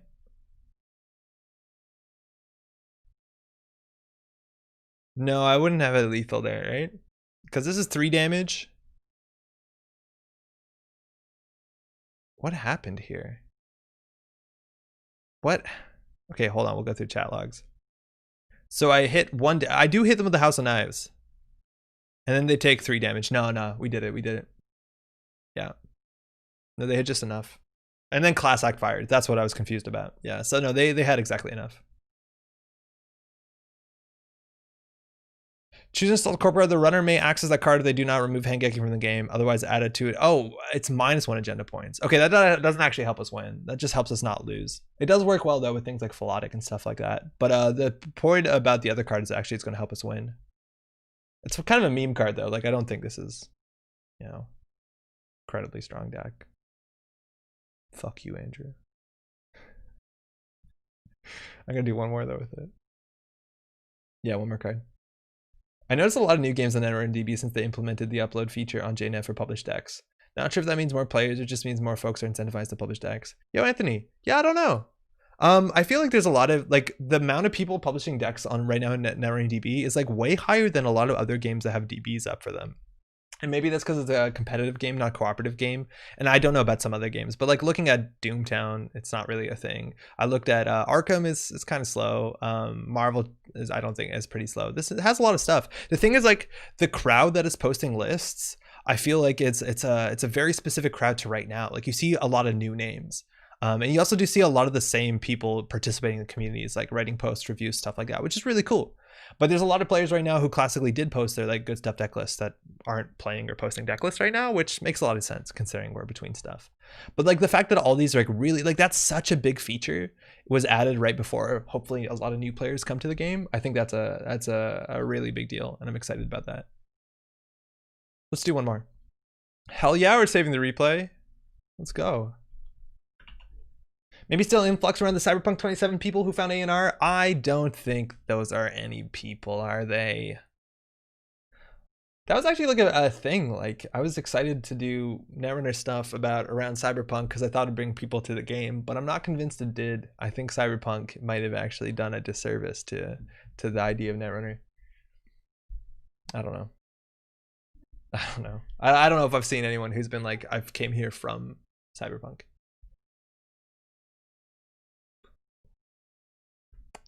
I think there's been a resurgence actually. Because of Cyberpunk or just in general?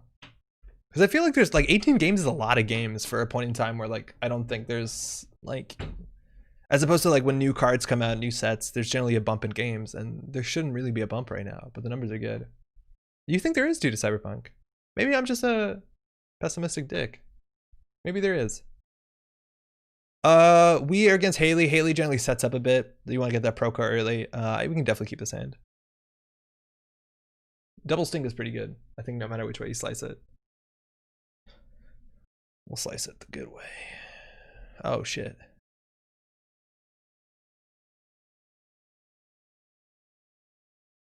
Oh, thanks. You too. I should have said that before. I should have said that. Good luck, have fun. I just started jamming. Apparently, a lot of people joined the GLC Discord in the past couple months. That's really good to know. I need to see what those Discords are like because I don't actually know too well, and I also want to join into itinerant protesters. I know people who stopped playing Netrunner to play Cyberpunk. Woof.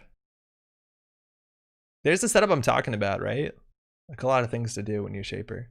And assuming they'd be on Stargate, we're gonna have a problem.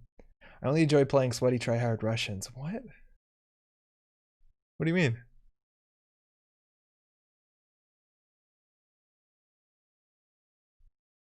Sting hit a mantle? Okay. This kind of looks like the list that we played, what is it, 2 weeks ago? Maven? This could be a Maven list, right? Itinerant Protester has been a fun place to hang the week. I really need to drop in. It sounds like a really cool idea.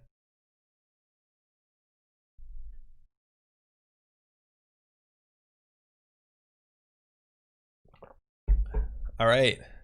Installing stuff. We actually can double advances and install another card, and like that's a fine enough play. Right? Like this is an interesting fork between Ronin.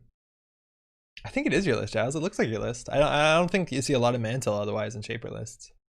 Or like in Haley lists, I mean, non-stealth lists, right? Seems like Bioethics could be good for this deck. Punish Runner for not running advanced cards. Yeah, Jeff, I think there's a lot of ways to tune this list. I don't think Bioethics is the first way I'd go. Because I don't know, I think a weakness of the deck is that like the unadvanced cards aren't that imposing. I like advanced cards a lot more when it comes to Jinteki trap decks, because if the runner knows the card pool, it forces them to do things and they have to start play more aggressively, right? Like in theory, if they have 2 Ronins on the table, they have to do something. Bioethics fires once, and it's good if you can set it up with other kill options, but if I res a Bioethics, it does 1 damage and they run and trash it, right? Like it can set up a window, but like at that point, it's comparable to Neural, and Neural doesn't get trashed. I don't know.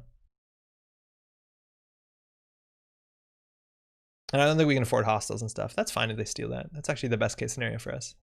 I don't want to score this. Deus Ex. Ah, that's very smart. Yeah, this does look like the Maven deck. The Deus Ex is going to be our downfall. With this, they can check anything as long as it's not the brain damage card we don't have in the list. Deus Ex incoming. Yeah, tell me about it. All right. Well, at least we got the second Sting. This actually does like 3 damage, and the instances are slightly separated, so it gets a bit trickier. But we can't. This is a good time for them to smash centrals because we can't fire. We can't fire Snare. We can't even protect Future Perfect if it was on the list. Hit a misdirection, that's fine, and a stim hack, and oh, other players score area. Yeah, reading cards is important, I guess. Been playing Dawn of War 2 last couple weeks, and the Russians are remorselessly, they will stomp you and not let up. Wanza, ooh, you probably want to trash that.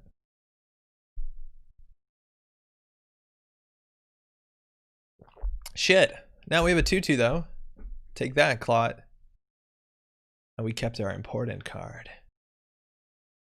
Now they're running anything. This Deus Ex is gonna like single-handedly carry them. I think we're just gonna click 3 just so Snare has some teeth. The thing is, if they hit a Snare, we trade 4 cards for a Deus Ex largely. Why not leave some cards on the table, leave them guessing? Enrique, I think we could. The problem is like cards on the table. I think the only cards we care to leave on the table are cards with advancements on them. A card that's unadvanced on the table, like it doesn't really do much to us. If we don't have advancements on the Sting, we still have to spend a whole turn scoring it. I thought Sting worked differently. But if it was like an advanced card, then maybe I'd leave it. Especially if we could like score it instantly. But the fact that we have to spend a whole turn means we can't do like this damage on top of this damage and something like that. So I don't love it. I think it could have been considered though.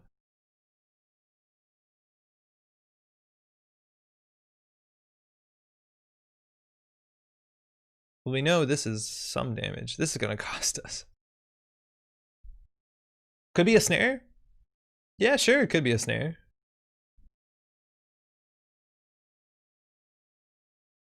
I just don't like leaving cards that are not triple advanced, especially because that turn we didn't have that much else to do. I don't know. There's a snare. We'll pay 4 just to force this Deus Ex out. And then just get down a thing. Also, I'm out and forgot headphones, so I have no sound at the moment. If someone could post the answers in chat, that'd be much appreciated. Hello, everyone. Are there streams posted somewhere to watch later? They were on Twitch and they seem to be anywhere. Oh, Zendorius. They're on YouTube. Yeah, youtube.com. Here, I'll type it. Everything's there, my dude. Last thing does 4 damage if they steal it. That's true. We did help. And they did prevent the damage. Yeah, Zendorius, everything's up there. Smart Deus play, you always want to be conservative, save it for lethal damage. Yeah, I think that's right. Or save it for big damage, but I think saving it for lethal damage would be better. Because there's no way they die on that turn. We also don't have credits, so we can't like really jam this stuff out. We can maybe do Rashida, but like we don't have the hand to play Shell Game. At least with the Deus, they might be a bit more cautious.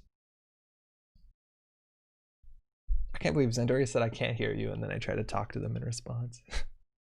I'll figure it out one day.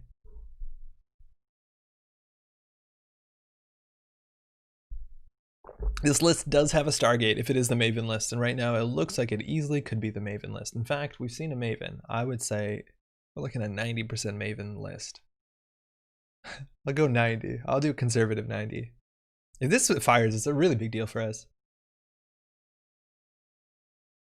And have we trashed any simul chips so far? I don't think so.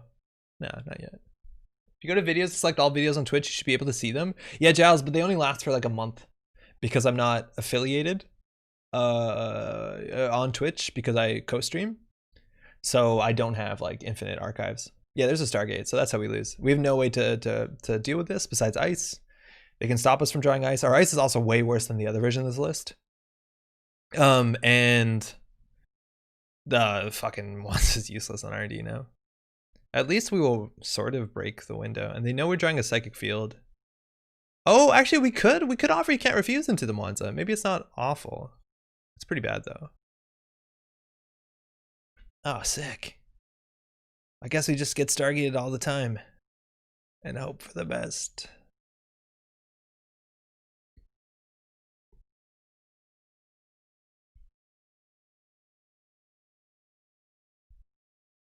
Yeah, so we have to draw like one of our Mouselises. The Ice Wall's like okay. I don't know. Ice Wall, Rashida, Yahim. I think they trash the Ice Wall and just run back. Yeah, there you go. Honestly, these Rashidas are gonna make us lose quicker to Stargate, but I guess it gives us a better chance of finding ice. Especially if they run back twice. Oh, they might not. They honestly might not. I just don't see how we win this one. I don't think we have a good game plan because we still have to score out because we don't have like punitive or any way to really kill them. We don't have any traps that they could run on. I honestly think the first version of the list is better. Board included. I don't root against you often, but this is my baby. I respect that. I get it. This can do 1 damage, which is, you know, something to keep in mind. We're at the point if we could fast advance out of Philotic, which means like we need to get advancements on a card and then draw a Trickle Light. And sure, they trash our Ice Walls, but we can get Trickle Light on a Psychic Field. Sorry, on a Project Kusanagi if you really want to.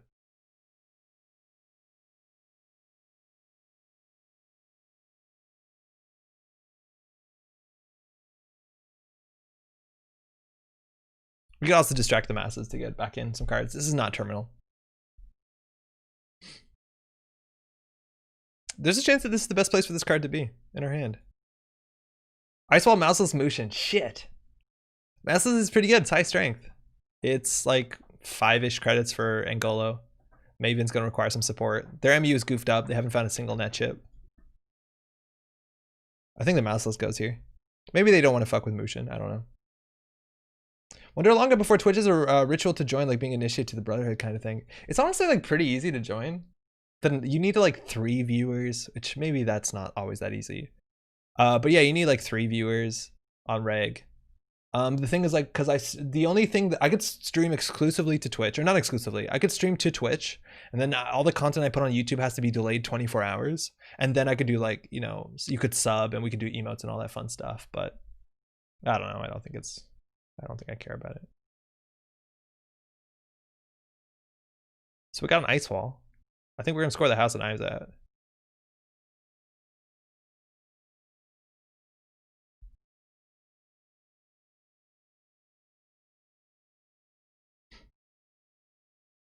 It's also really awkward because if we like trickle light out now, they can react to the simul chip if they're like really scared about the Flotic. This also might put more pressure on HQ, but there's a chance that they feel like they've seen everything we've drawn because we've Stargated and Rashida twice through it.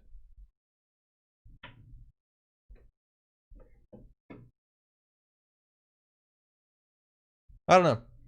I think they're in control by far. And we also don't have Obokata, so like cards in deck isn't as important as in some other matchups. There you go. Ooh, single install. That's weird. There's 6 in the deck. We haven't seen one yet. That's really weird. There's like 5 in the bottom 20. That's strange. As a regular YouTube viewer, I gotta say, I appreciate you decided to keep streaming both places rather than accept affiliate. Yeah, it's like not a big deal. And there's a big YouTube community. It sucks that they won't let you stream to both places though. Yeah, you just have to delay it. I don't know. One thing I haven't done yet that I said I would do is to merge the chats, which is actually I can do pretty trivially, from my understanding. Okay, so we actually could do 2 damage this turn. They know we have the Mushin. House of Knives is going to hit Angolo. Okay, that actually taxes out the simul chips. So now their simul chips are torn between the Maven and their other breaker as opposed to just like Deus Ex Recursion. And honestly, this offer you can't refuse could be good. The problem is like as soon as you res the ice wall, the offer is garbage because they can choose to end the run. I think we throw at the space camp. Yo, Chris, how's it going? Merge chats would be rad. It would be rad. It really would be. And you get to see where everyone's from too. Cause like the Twitch community, YouTube community, you might hear people's names from the other chat. And it's a bit weird when you hear me answering questions that you don't see, but it's it definitely brings the community together. It would be really nice. You have both chats open. Yo, spooky. That's hardcore. I respect that. There's a second simul. Can't an app do that? Yeah, what's it called does that. I was gonna use Restream. Restream has that offer or that feature. How's it going, Daijin? Do we have a shitty here? Yeah, fuck it, why not? Sick. Okay, Trickle Light now is like a real thing. It'll do 4 damage. We can force him to trash a thing. Oh, we also can just do install advance on this thing. That puts us to game point. Sick. Oh, we don't have anything to overinstall this thing. We also could just Trickle Light it here.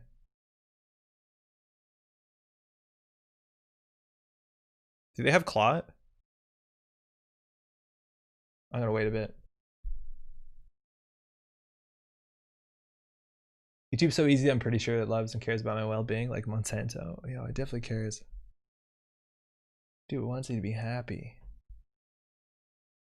I think I waited long enough. Okay. Notoriety. Nice. They're not playing the updated version. They only have 2 indexings. Indexing is actually going to goof us, but we do have Mwanza. Okay, so in theory, we don't need offer.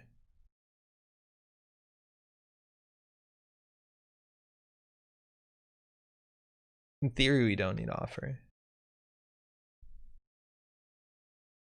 I usually have both open as well. I just prefer watching on YouTube since Twitch doesn't allow lower bit rates from a garbage internet. Oh, wow. Yeah, that's a good point. Shit. Trickle Light. They know. They know. So they have to claw it. Because like in theory, we can score out at 3-2. Oh, we should have maybe pinged them. I wasn't paying attention. OG list doesn't have indexing. Wait, it doesn't at all? Are you serious? So now on a single advance, they have to stop it. Or they could just run this. And honestly, running this is fine. Like it's probably the right play, and then we just advance the ice wall. Like it's fine.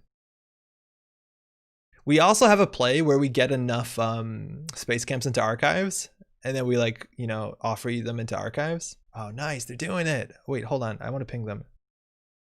Okay, I did it at a really awkward. And we hit a hyperdriver and a Kusanagi. Okay, so they're in 2 cards. 3 cards. 4 cards. Ah, space camps are alive and well. What is this? 2 psychic fields. Yeah, that's always how it goes. Nobody runs this stuff. Lamau. Let's go. Leaning into Stargate Lock, Pincel and WB roasted me for slotting 1x indexing too. Really? Come on. It's so good. This like really screams that we have something in hand. So I'm not surprised that they're going in here. Advancement. Yes. Wait, oh, it can't be anything. That's a bummer. They trashed it. That's good. They have Clot though, so I don't know why we're scared. In fact, we actually should have kept to distract the masses because we could over-install on a card if they pull Clot. Is it worth to buy pretty cheap Netrunner Corsa from eBay? Biscotta, yeah, 100%. Well, if it's pretty cheap, yeah, 100%. Oh, we do have a distract the masses. What am I talking about? How's it going, by the way? Yeah, the core set's great. Some of the cards might not be tournament legal, but on its own as a product is really good. There's some cards that are used. It's worth knowing that if you play Netrunner right now modernly in person, once that's a thing, you can proxy anything you want. But if it's cheap, yeah, sure. Let's go. Missed lethal? Yeah, but we win anyways if we get this out. I think they're gonna clot it. That's a problem. So I'm gonna bait the clot on this.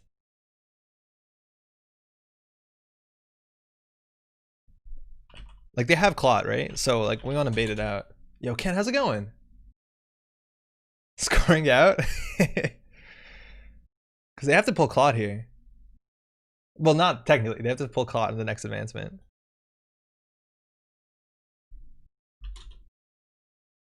If they don't, I swear to God, we could have won here. Thinking.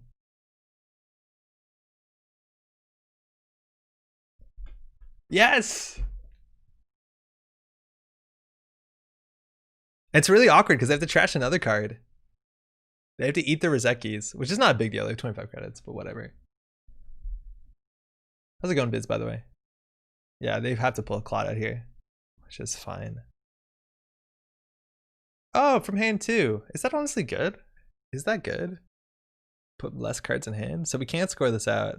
So we have to purge next turn. Whatever. Taking on 5 points is the most fun. It really is. The fact that now we feel in control is good. They have to respect the like stupid stuff we do at server 13.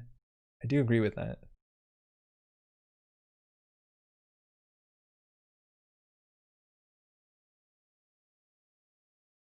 We also now have 2 what's it called? Space camps. So if we're at 6 points, then an offer you can't refuse does something. They keep hitting that card. Oh, also, yeah, okay.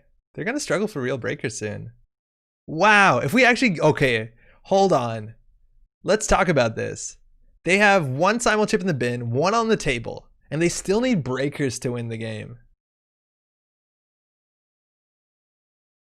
The luckiest gamers alive? Are we? We might be. I think we just purge here.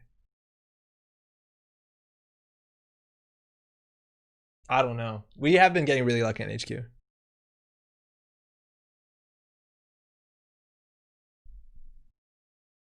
If I hit here, Fetal could be lethal. I'll pink here. I don't think they have, yeah, okay, whatever. Offer. Still patiently waiting for Gateway. I feel like I can give the decks to one of my coworkers and get them into the game. Yo, I think you definitely can. I think it's gonna be really approachable. Smaller decks, straightforward stuff. I'm stoked.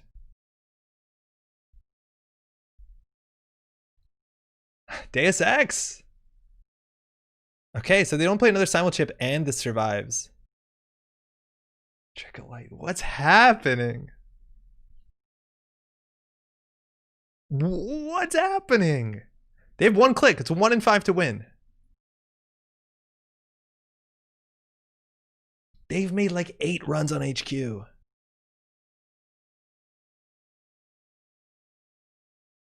What? Are you serious? Again, we can check the replay. They made, I think, 10 runs on HQ. Oh, a snare also would have been lethal if that was in hand, which... Wow, this is double lethal. Well, not double lethal because of Deus, but... That Kusanagi was really good.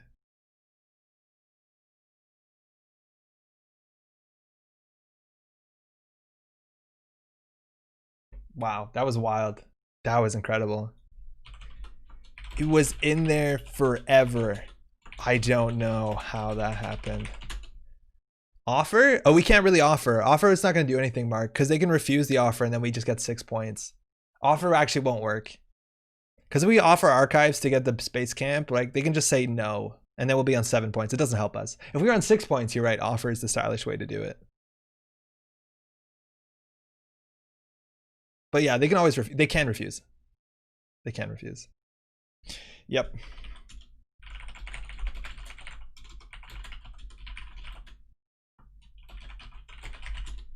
Why don't they draw? Because they just wanted to go for the win. They assumed that we had the 3-2 in hand, so the drawing actually doesn't change much. They could have drawn for a simul chip, but it's 1 in 13. So the odds of hitting them on HQ is I think better than the 1 in 13, and then they also have to install it. So you have to spend 2 clicks doing it and hope you hit it on HQ.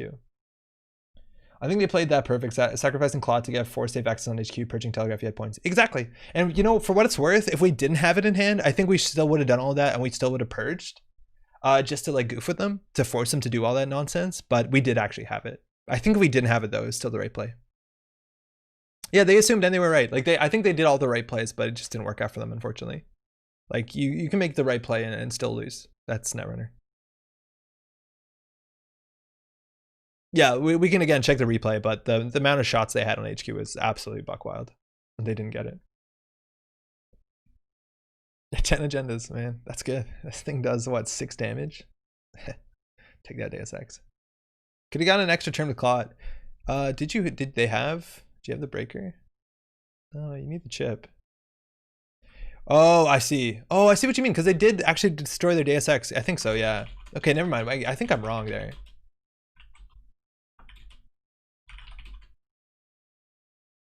I think the...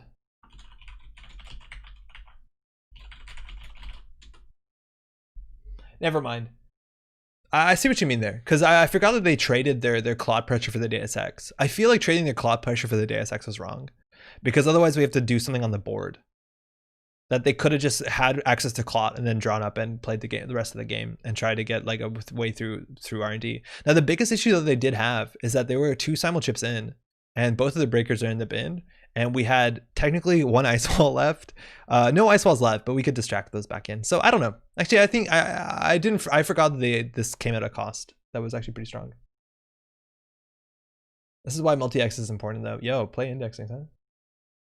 We can check the replay. It's gonna be your new catchphrase. I still need to draw up with Deus Ex. What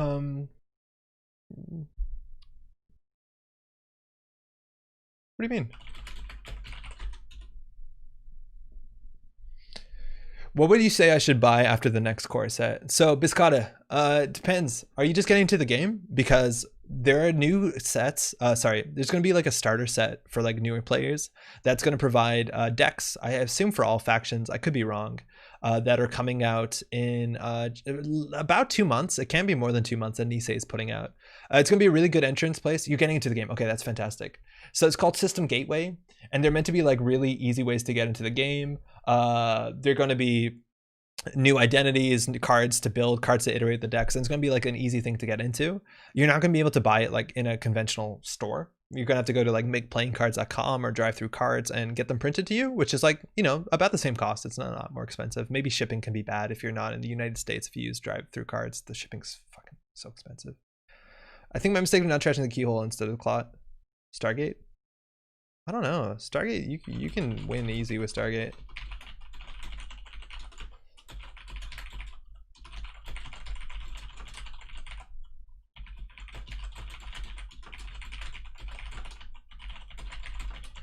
I think that's the best next thing, and that won't be more than two months from now. It's just really hard to get other Netrunner stuff because it's either not for sale or what's for sale is incredibly expensive, and or the other best way to get into the game is to buy someone's collection, which is still pretty expensive, but you do get a lot of cards.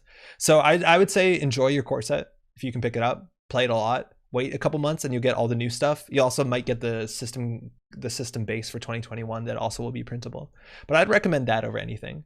That being said, if you can pick up Rain or Reverie, which you would be so lucky if you could, it's always a good pickup. There's nothing bad to pick up if you want to learn the game. If you want to play cards that are like modernly legal, it changes a bit. But like the game is still really good if you play, you know, with friends or whatever. End up being $90 for a new pack to Australia. Yeah, that's really rough, Spooky. Drive-through games has like terrible shipping. I go through the other one, which is unfortunately worse for Nisei, but Make Playing Cards has better shipping. Can you put enough on an agenda and then score it after the runner runs it, or would they not run it knowing you can score it? You can't score agendas on the runner's turn. So you can't like wait till they're running it and then pop it. You can only score agendas on the corpse turn. If that's what that means. Sadly, that 90s through Make Playing Cards. Shit, but that's Australian money, so that's like 6 American, right? How much would the Gateway Netrunner cost? Nobody knows, Biscotta. They haven't quoted it yet. Sorry, just 1 second. I thought it'd do some club both on the board. Oh, right. Yeah, that'd be really hard for me. I don't know. I think you can know how many cards it is. It's meant to be around like 80 cards, so in theory you could approximate that on Make Playing Cards, but I don't think we know. If you look up whatever they charge for, hey, let's just check. Make Playing Cards, Nisei Downfall, Uprising, I guess. You think Terminal Directive Campaign is a good place to start for new players? No, I think it's awful. I think it's terrible. Not only are the cards bad, not only is it a bad experience in terms of, I think the narrative section is awful, but what it does, Terminal Directive takes a game that's already like pretty obtuse and difficult to learn and then straps more nonsense on it that you have to pay attention to. It's like, oh, you want to learn Netrunner, but at the same time, remember, the first time you make a run, you also have to pay 2 credits because of the sticker I have. And the first time you do net damage, also take a tag and then do a trace because of these 3 stickers I have. It's fucking awful. Yo, Jogging, what up? Shouty boy. I remember playing Armed Intimidation Motion with Plan B at some point. Hilarious shenanigans. That does sound like really fun shenanigans. Okay, assuming that you're like baller and you're going for 330 GSM. I don't actually know which GSM I have. That's like quality of the card stock. It looks like 1 pack of 195 cards is about 50 American dollars, which to me doesn't seem too far off what you'd expect. Your mileage may vary, obviously, but what we did is when we bought Uprising, which is actually cheaper, sick. When we bought Uprising, just about like all people in like Southern Ontario and Quebec and obviously Ottawa is between those, we actually did 1 big box and everybody like funded it together just so that the cost per unit would be a lot less. And then we ended up distributing it across like all of Canada, across multiple car rides and stuff. It's pretty wild how cool the community is here. I think for Downfall, I think I paid, like I did a lump sum and then everybody in Montreal paid in. And then in Toronto, they actually bought all the ashes and then like it got shipped to Ottawa and then Low Parent Ottawa gave it to my sister. My sister brought it to Montreal. It was kind of wild. But yeah, in theory, if you know 50 other people, which come on, it gets a lot cheaper. But that's not that. That's not that terrible. And also, if you want other stuff from Make Playing Cards, you can throw that in there. Like get all the stuff from Nisei and or alt arts that people make. Your mileage may vary again. Drive-through cards also, their prices might just be better, depending where you are. But their shipping outside of America is awful, which is a bummer because this is where you buy Doomtown stuff and like even also like Vampire Eternal Struggle, which is a thing I just picked up. Yeah. Anyways, I can't touch that stuff. It's way too expensive. The shipping is like 10 times. That's an exaggeration. It's really bad to Canada. That's not too bad. I'll think about buying the Gateway and the core set. Hell yeah, Biscotta. Let me know how that goes. And if you have any questions about learning the game, what to get into, why do I have Reddit open? Don't hesitate to reach out either to myself here or to the community. I forgot to say, see you around. Oh shit, I was rude. Your sister, the Netrunner mule. Yo, she's great. Low pair was so nice. So my sister goes to meet this guy that she hasn't met before to pick up a box of cards, which on its own is pretty dodgy. But my sister is a trooper and she's like, okay, I'll do it. Are you sure this guy's cool? I'm like, yeah, dude, Low pair's like the nicest dude. So Low pair's like, come over to my work. And my sister's like, okay. And he works at like an established place. And he's like, do you want to come in? We have free lunch. And my sister's like, what? He's like, yeah, come sit down. We'll talk and have lunch. And my sister couldn't. And he's like, it's cool. And then gave the box. Like, it was the most pleasant experience, my sister said, which is expected from Le Pere. He's a really nice dude. I know a guy who printed FFG cards through Make Playing Cards. Came out really well. Yo, all my cards are from Make Playing Cards. They're great. I have no complaints. TD was a neat attempt, but a miss in execution. It's really hard to make TD really good. I've again, every time we talk about this, there's a really good YouTube video about Terminal Directive made by Christian from Teamwork Cast at the time, or technically I guess it was Trace 5 at the time. You should watch this. It's really funny, and it's pretty good. But like, there's so much wrong with this box, unfortunately. It's a bummer. Did you sell the original cards and just go with proxies? No, 100% no. I have all my cards. I'm probably gonna die with all those cards. I don't see why I would ever sell them. Unless I obviously really need the money and something awful happens, knock on wood. It's one of the earliest T5 videos. Really? That's dope. But yeah, Terminal Directive is actually, I think, one of the easiest Netrunner products to find. If you can find it, do it. But if you're a new player, it's a pretty bad experience just because it tacks on so much other nonsense. There's no balancing mechanisms. It does the opposite of what most legacy games do, where if somebody loses, generally they get a benefit just so that like you can even the playing field. But this is the opposite. It's like whoever wins gets more powerful and the person who loses just gets absolutely continually pooped on. It's really bad. Tell the new player about green level clearance. Oh, jogging, that's a really good point. Biscotta and anybody who's watching this, there's a Discord called Green Level Clearance. I wish I had a link to it on the Ready. I probably should get one. But it's where new players are generally hanging out in Discord. It's popping off. It's a really good place to be. Check it out if you can, 100%. It's like the most important thing. Netrunner on its own is a fantastic game, but if you're not interacting with the community at the same time, you're fucking up because they're great. They're really good. Plus the box size itself for TD is silly. Oh my god, TD box is this big. It used to be my monitor stand, and the contents in it was like literally like 4 playing card boxes. Like it's like 3 cans of tuna in something that could have held a small bear. It's crazy.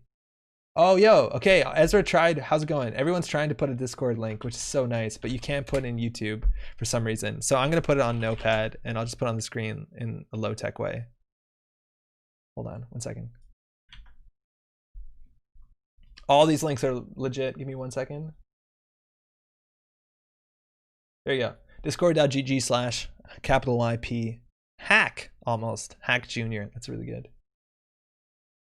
Yo, there's 3 different invites. Wink Nugget, thank you. That's really kind. It was a good monitor stand. Do you think it's better to buy normal premium for Make Playing card? I don't think it really matters. Generally in tournaments you have to play sleeved cards anyways, so like I honestly couldn't tell you what the difference is in the GSM.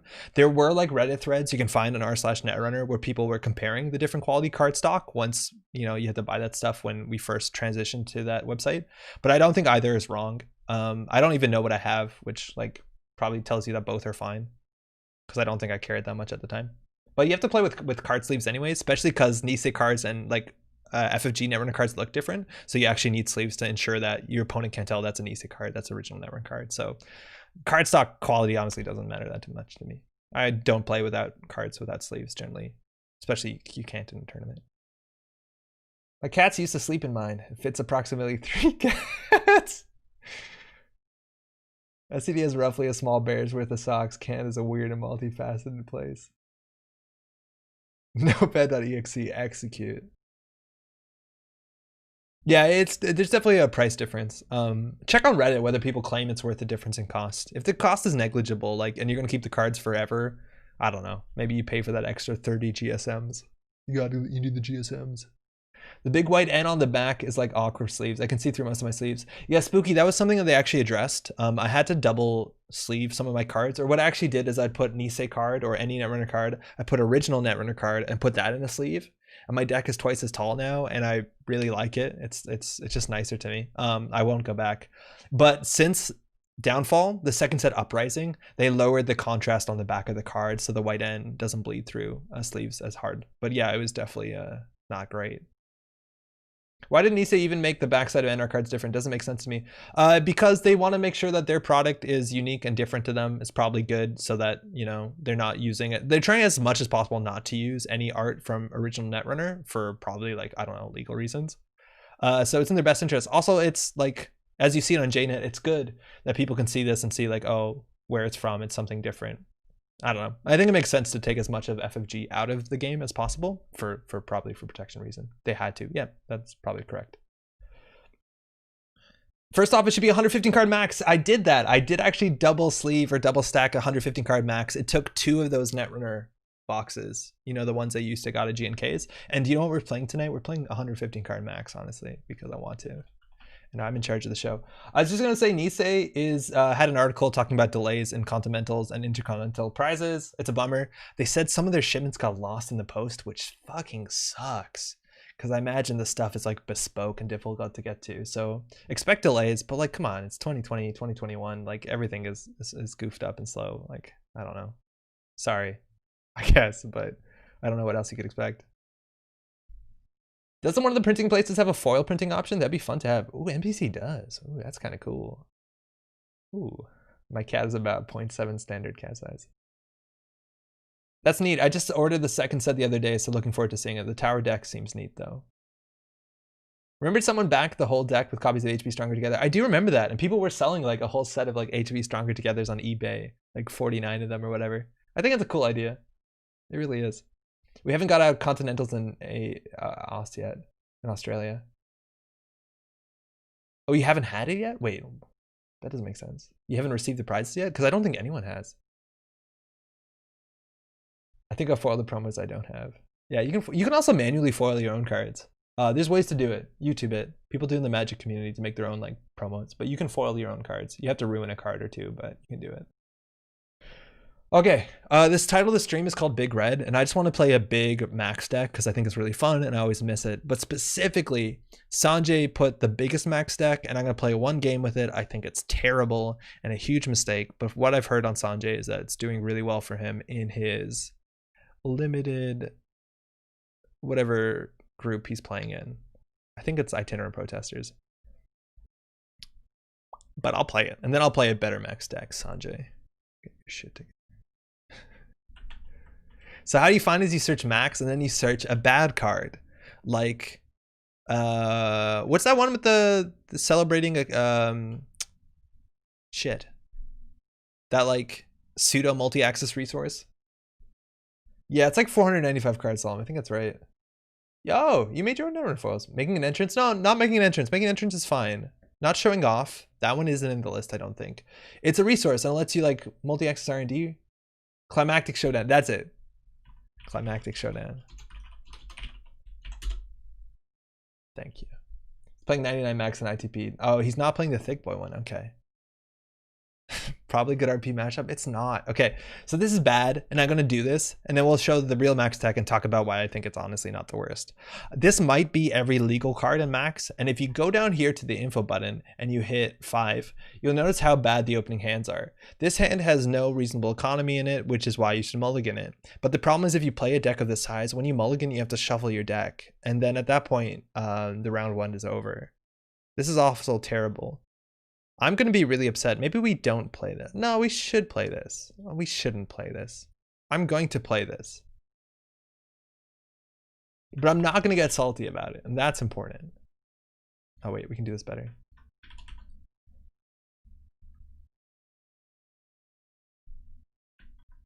Maybe this is going to be a real stress test for the replay function. I don't know. Just do it, get over it. Yeah, we'll just get it over and do it. It'll be fine. It's undefeated. Like, come on. We'll be fine.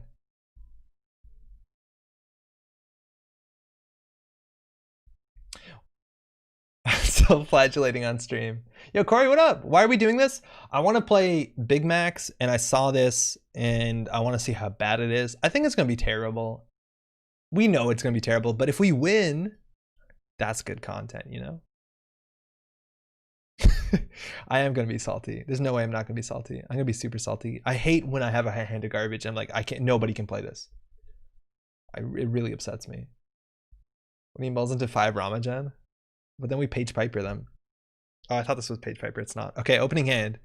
Off-campus apartment. Knife is the best card in our hand. That's a bad start. We're against Spark, so starting with opening economy is really important. Thanks, you too. Now, that being said, with 495 cards, there you can get some of the best opening hands possible. We're going to get like Hedge Fund, Dirty Laundry, Liberated. We want something. We don't want Gamble, actually, because we're going to be on 4 credits. We're going to mulligan into good economy. Look at that economy. Look at this. Acacia. That could be a lot of credits. We have Injection Attack. That could be a lot of credits. We have Progenitor. MU's not an issue anymore. And Urogniv. So we don't have to worry about damage. That's going to be really good for us. Oh boy. The Woo deck actually I think is pretty reasonable. I don't mind the Woo deck. Okay, wall to wall, I don't get it because it only works if this is the only asset. I understand it's an ad. Oh, nice. We lost a good economy card. I feel like this might be a huge mistake. Oh my god. I didn't realize how bad this would be.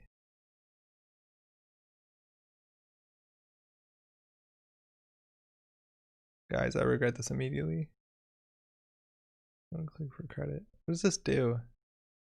Whenever you can, a barrier has +1 strength for each subroutine. So this actually deals with IP block. I'm keeping it. Okay, we'll throw this out. We'll throw this out. We don't want that. Honestly, this could be interesting. I don't know if they're a kill deck. They might be a kill deck. Acacia, no.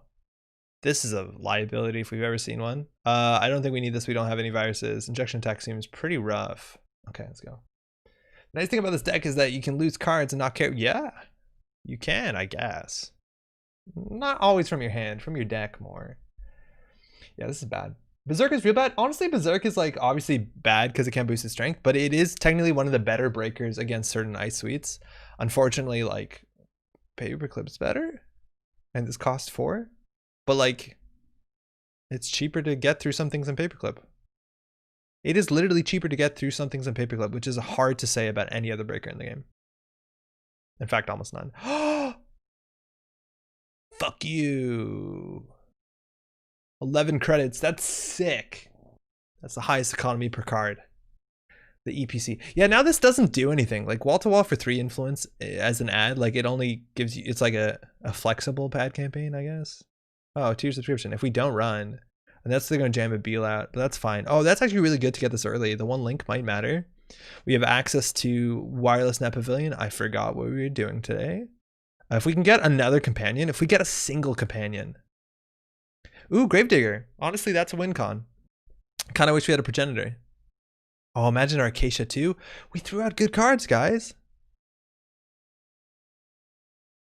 Rashida, I'm actually going to play this because it is a win con and we clearly don't have access to any.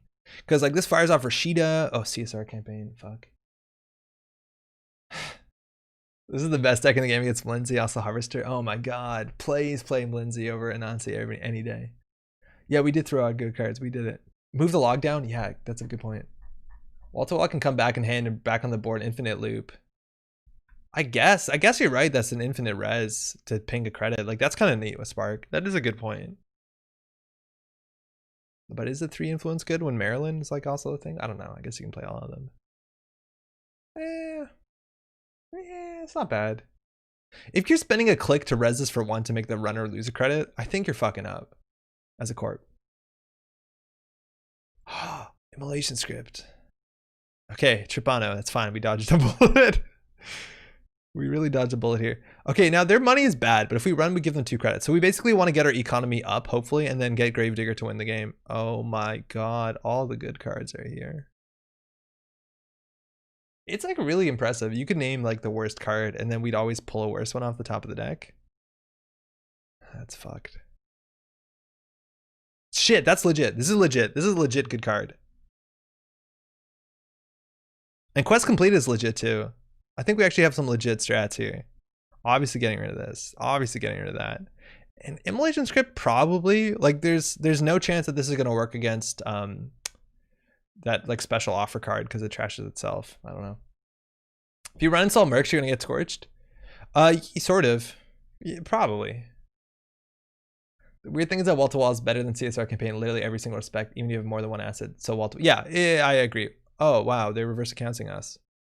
That's real mature.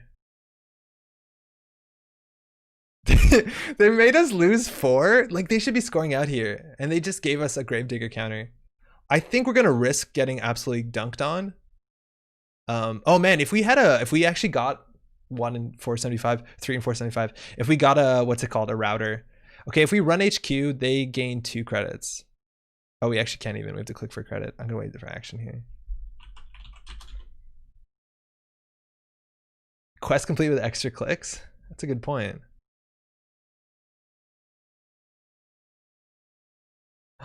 Another one. Okay, we can win this, y'all.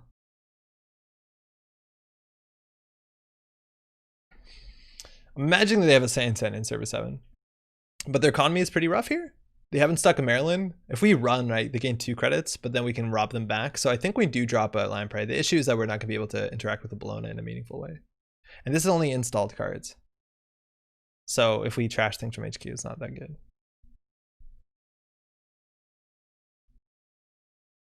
Oh, Jenkins.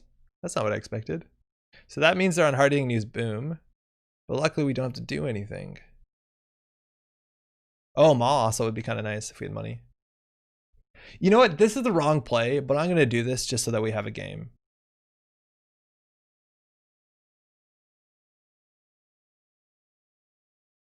Sick.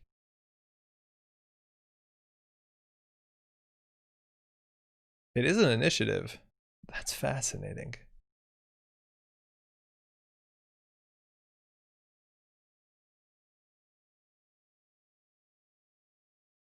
Okay. Obviously on hard-hitting news. It makes sense with Victoria Jenkins. It's not banned, it's allowed to be useless? Because it's legal? Wait, what? Akshara? It's because, yeah, it's a legal card. We have to play all the legal cards. Wait, Warrior Lamprey when they're gaining 3 cuts when we run? Yeah, well, they only gain 1, but like, no matter what, that's better than not having Lamprey.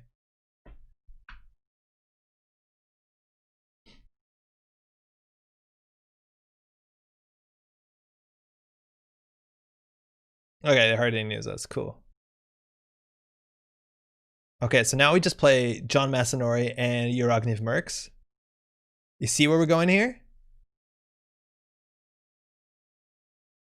And now they can kill us. They can psychographics us. They don't have the money. We honestly aren't doing too poorly, right? Like, they have to trash this, then they have to trash this. They always have to trash resources. Obviously, the fact that we have no money is the biggest issue, but now when we run, right? The problem is that running gives them money. The best thing we can do is actually not run. And this thing has 8 tokens. Now, it can't be trashed while we have other resources. The thing is, like, they're on a psychographics deck. Oh, never mind. Oh, apparently they're not trying to kill us. They didn't remove this, so they're just trying to psycho out. Oh no, we could... I don't think we're dead here. Oh, that makes sense. That's better than returning to hand. Okay. Alright. Okay. Alright. So if we run, they get boom damage. So we have to click for 1 and run, but then they can res during it. We only have 3 clicks.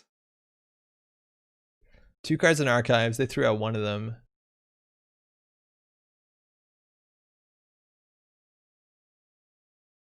We can run this. Assume they don't res. En passant.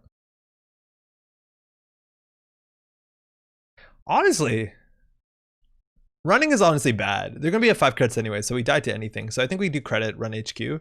And then if they res here, like if they exactly... Firstly, the degree mill is safe, their Bolognas are safe, and I'm assuming they're only on those. But if they res the thing here, we don't have the 1 credit to trash boom. So they should res an ad here if they can. I don't know whether they've been weaving it in F2P. Okay, that's fine.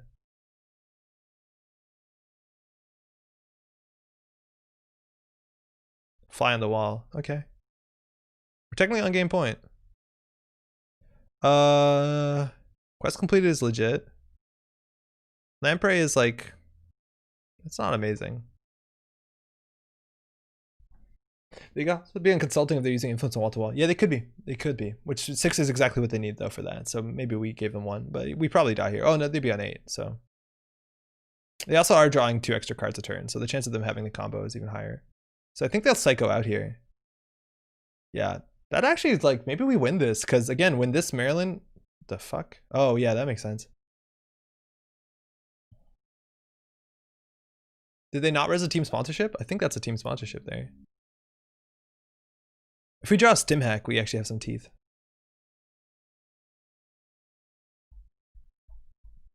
This is what happens when you don't have economy, so you can't like contest stuff like this. Server 10? Okay.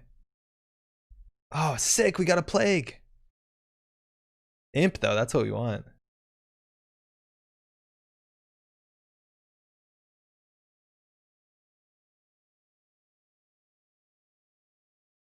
Good game.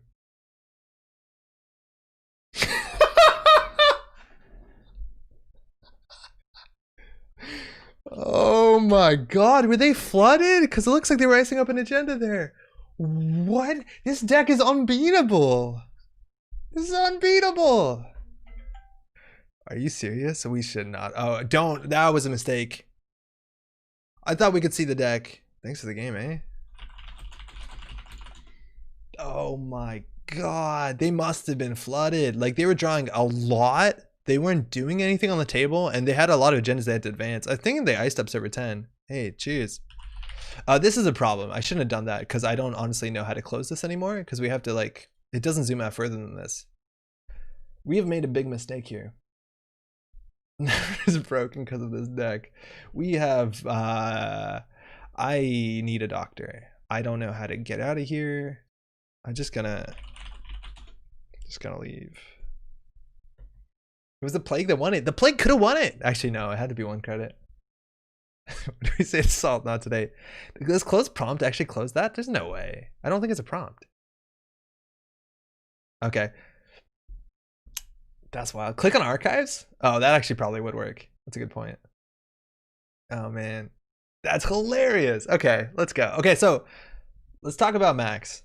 Big Max, because I do like Big Max, and I think she's really fun. I also think she's like one of the most fun things to bring to GNKs, or when you just want to play stuff, you know, where it's not that important. Archives is big though. I don't think archives is that bad. Here, hold on, we have a button for this. Okay, so this is the difference. We're only playing good cards, and I think when you divide Big Max into like its requisite parts, there's only like 3 parts that you have to nail. Okay, and you just have to make sure that the ratio of these parts is equal over the size of the thing. Okay, now obviously that deck is silly because it plays a lot of cards that are combo cards, and that's a really bad thing to do, and it also plays all the bad cards because it plays all the cards, so you don't want to do that. But look, this is how simple it is. And if there's any card you don't think is in the list, let's talk about it. If there's any card that's in this list you don't think will be in the list, let's talk about it. I've played a fair bit of Big Max, and I'm not saying I'm an expert on it because I don't think I've iterated or done any science to it, but I'll tell you the idea here. You have 3 things you care about, right? You care about economy, and that's the most important thing. You can't play Netrunner if you don't have economy. You saw that last game. The amount of things that we could do were so limited, the core basically decided them for us by limiting our economy. It was just run HQ over and over again. Ensure that we have degree mode, 2 cards installed. Medium, huge. Yes, medium and Parasite, we have to add that. Thank you, I forgot to update that. We'll add that, that's huge. Replace Maul with Keiko console. Infusion, I don't think that's a good call. We'll talk about it in a second though. So you need economy. And a lot of the cards that are in their deck are just economy, and you'll take, that's the problem is you have to play like shittier cards like Armitage, just because you need to ensure that like 1 in every 3 or 1 in every 4 cards is an economy card, whatever it is. Is Caddy worth it? Yeah, Caddy is definitely really worth it, because that's kind of the issue with this deck is you have to ensure 1 in every 4 cards is an economy card to some extent, and then Caddy technically is a neutral econ card that can be pretty well if you get her in her starting hand. You could definitely cut this card deck down to 100 to 99 cards for sure. Maybe we should. Data Sucker now with Parasite? I don't think so, and we'll talk about that in a second too. So the next thing you need is you need breakers. And it's not just breakers, you also need ways to deal with ice. Like, I think obviously you need flexibility with breakers, and that's where we're playing things like Amakua and Faust and Femme Fatale, because they're flexible solutions to things. But you can also play things like, in theory, Boomerang, or in theory, Boomerang is annoying because you don't want to shuffle this deck. But things like Parasite, right? Any way to deal with ice, you need to make sure that enough of your deck does that. And that's why we play a lot of flexible options. Like, obviously the bin breakers are fantastic, but on top of that, you probably want to play a couple more options. Some neutral options or some like AI options are really good. And then flexibility. I think Imp should be a 3 of. I think we shouldn't play any Scrubber. I think the Imp should be a 3 of. We should fix that too. Do not cut this down. Okay, the last thing we want to do is a win condition, and this is actually the harder part of the deck, and that's where you're going to see other weird stuff like Maw into this list. You need a way to win, because if you just have economy and single accesses, you're not going to do it, and the problem is because our influence, like I don't want to spend more than one influence on a card due to the size of the deck and the variance associated to it. You need to have win conditions. Luckily, medium is now back in the format, which is a really big deal, so that's going to go back in the deck. We also have turning wheel, but then any other multi-access you really have to fight for, and that's why we have things like Begot. Because technically, I don't think it's a 3 of in the deck. It's expensive. Some games it's useless, but if you have it, especially if you pull it with District 99 later in the game, that's really good. And that's where I think Maw is a really big deal. Because there's some matchups where if you have a Maw and you install it, it's going to win you the game. Like Maw is such a strong win con against certain decks, and this deck we can't guarantee that we're going to draw the right console. And Keiko's fine. Keiko's a fine console. It's okay. We do have some. I guess we only have Paladin, so it's not even amazing. You could argue that, oh, we have Mystic too. You could argue that Trickster Taka is worth putting in the list. I think it probably is. Instead of maybe a 3 of Mystic. I think Ataka should be in there. But it's a combo card on its own. The MU is good, but like I like these that are more win con-y. Like the idea is that this can win games on its own, and Patchwork obviously is really good in this deck because of its economy. I remember Caddy being an instant slot at a point in time. Yeah, Caddy was usually over evaluated. It's pretty good in a match that's not doing anything, because then you actually get the money off of it, but we just need econ cards. Everything else then is just card draw or some sort of utility, right? Like everything else has a point. You could probably cut the Cutlery. It's been pretty good. Cutlery goes kind of far in this deck. It's a bit situational. It was a way better back in the day when you had same old thing, so I think you can cut that stuff, which is funny because it's a knife and it cuts. And then on top of that, you have economy and draw. That's really good. Just wondering, has any analysis been done to show 100 is stronger than say 70, 90? I'd say strictly the smaller card the deck is, the better. Now the math comes down to whether you deck yourself or not, and whether I think this deck, if it decks itself, it'll still be a fine deck, right? Like by then you probably have all your breakers, you probably have one multi-access, and hopefully you have some permanent economy, whether it's just like some amount of the companions and maybe D99, which is good economy at the end of the game, and Caddy, you'll probably be good. But yeah, in theory 115 cards is going to be worse than 90 cards, which is probably going to be worse than 70. The issue with playing like 45 is that you will deck yourself, and then if you can't build around that, it'll be a problem. No Data Sucker. So Data Sucker is an interesting thing because Data Sucker is a good card. Data Sucker is like a fine card, but like we can't ensure that we're going to have that much MU at the end of the day. And also like we're not the kind of deck that can just like slam centrals to get Data Sucker counters, because we are generally always built in a way where that's good. A lot of times we're going to be spend more in clicks drawing through a deck and setting up as opposed to getting Data Sucker down, right? Like I'd rather have an Ice Carver, which I thought it was a 1 of in this list. It should be at least, but stuff like that's probably better for us because we're not that sort of like hammer centrals, because we don't have as strong as an economy according to most most Anarch decks that you used to. So we can't do that like aggressively, like farm Data Sucker counters. We have to set up and we have to do a lot more nonsense. What are you DJing while we wait for Steve? There's actually a lot of really good options. If you're really in a bad spot, you can become Woo, and then Woo lets you pull out your breakers when you need them. Sure, you'll lose them, but they can win you the game. And then Los is fine. Like Los is 2 credits per ice res, which is fantastic value if you get it down early. And I think there's another option that's like not bad. Data Sucker pseudo econ, yeah, but it requires a fair bit of work because we generally have to play control to some extent until we're set up, unless we draw really well and go aggressive, which is kind of hard. So I don't know. I think you could argue for it over some of these cards, but like from my testing, it's been a card you draw and you're like, fuck, I wish I had something that was either economy or an answer as opposed to like this utility tool. And that's the thing, it's like we don't have a lot of like tertiary or secondary utility tools. We generally have things that we want now. Like basically every card has to be, if you top deck this, is it going to help you win? And sure, you can argue the Cutlery isn't that, but I think everything else falls within that. Run amok? Nah. And that's another thing. It's like, you know, it needs to set in board state, it needs to be set up. It's also very expensive, which is a problem. Prepaid voice pad is a consideration. I don't think it's a good enough card. It's like pseudo, honestly, it's pseudo Rozeki, and Rozeki would be fine in this list. And we have enough events, but I feel like we can just play Mystic Miami and not worry about it. I 100% run the frantic coding. The third frantic coding. Yeah, I've been finding a lot of games that I'm set up enough that the third frantic coding isn't worth playing, but I could definitely see it. Because normally you're set up enough that when you draw frantic coding, you don't need it. Yeah. I think 3 mediums is a really big deal. Why Dirty Laundry if you're not running so much? Because Dirty Laundry is an incredible card.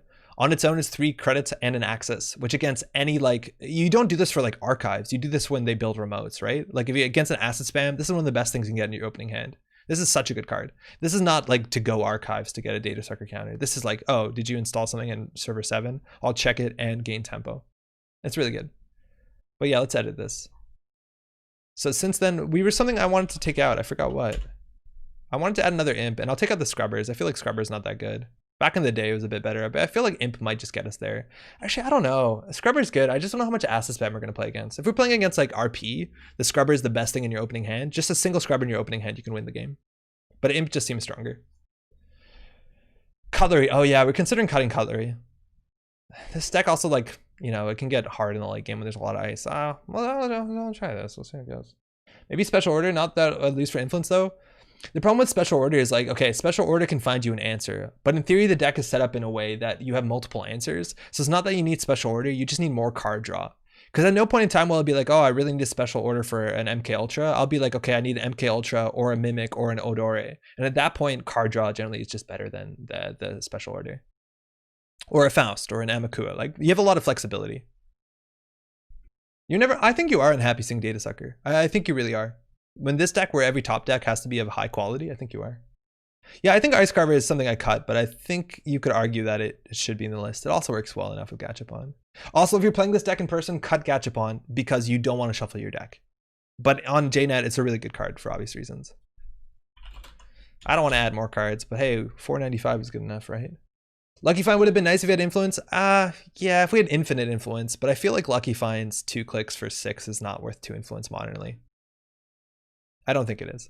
Oh, and we're going to cut a Mystic for Ataka. I like Mystic because it's more often good, right? Because you can play events generally irrelevant of the board state. Where Ataka you need to run, but I guess if we're not running, we lose the game anyways. Medium is a really big deal because this deck suffered with putting on pressure. You only had basically Turning Wheel or Stargate, and then there'll be a lot of games where District 99 would be used to find Stargate. Oh my god, District 99 also is just such a good card. If you ever played against a damage deck and you just keep pulling back, I've had worse in hands with District 99, you'll realize how fun it is. It's worth noting you can only pull an in-faction card, so you can't pull back Hedge Fund, but you can pull back, like, I don't know, Day Job or some nonsense. I think Ice Carver, we'll see if Ice Carver is good. We'll see if we struggle with like the 4 strength ice. Maybe now because there's more like Engram Flush and stuff like that in the meta and like Slot Machine, maybe it is worth it. I wouldn't be surprised if it was worth it. I agree, Data Sucker helps with Turtle killing ice, saving money. The thing is, like, how many games are we going to install Turtle? Like, we need to draw the Turtle needs to be good, and we need to install it. Which, honestly, it's not that often. That's like 1 in every 4 games. We'll see. Okay, we'll see. We can see how good Data Sucker will be, and we'll kind of just, like, approximate it. But so far from what I've played, I'm not convinced it's worth the slot. What are you going to cut Scrubbers for Imps? Yeah, I think you're right. I don't think we cut all of them. Oh, we left 1 in. Whatever. We'll see how it goes. It helps Faust. Data Sucker, yeah, Data Sucker helps Faust, but like card draw helps Faust. There's so many things that help Faust. Like Pollen of Foods, I don't know whether we can Amakua this matchup. Opening hand, no economy. We have Gachapon, Stimek, Imp. It's like okay. Thanks, you too. But I think we mulligan this. We want to open up with 1 econ card. If it's a companion, that's fantastic. If it's Caddy, that's good enough. A Liberated, sick. Even a Dirty Laundries or a Daily Cast is good enough. This is arguably way worse. But we do have an Ice Carver, which in this matchup is going to be relevant because they do play 5 strength ice. It's not amazing, but I love D99 Crimp for lining more dopes. I've never seen that. Oh wow, this actually might be the Lindsay draw deck. I've never seen a Plana open like this. There's a deck on Netrunner DB that's like this sort of strat where it's like to go wide on purpose and then force them to draw. So we lost a Hippo and a Stim Hack, but we do have a Patchwork, which gets us pretty far. So we'll draw once. Okay, that makes that easy. Then we'll install, I guess that's the problem here is like we need something to install that gives us value. To give us credit, because I've been click for credits. Like I don't want to install Ice Carver for 1, but if that's the case, I don't want to install this, right? Yute is not great. I shouldn't have snap installed this because we're gonna be clicking for credits. Because now I have to install the Ice Carver for 1, which is bad. We'll throw out the MK, I guess, and click for credit. That's rough. But this might be an Agroplex deck. Mighty Accident's econ card, yeah, it is, but it's kind of hard. Yeah, this is personalized portal, so hey, we're gonna appreciate the card draw. But yeah, an Imp or a Scrubber would be so good. This is the matchup where Scrubber is really good. And I don't know if they're on the advancement thing, but they're trying to mill us out. And when we're playing against this, it's not gonna be good for them. Oh my god, personalized portal into fucking Faust. Christ. Let's go. Oh my god. Oh my lord.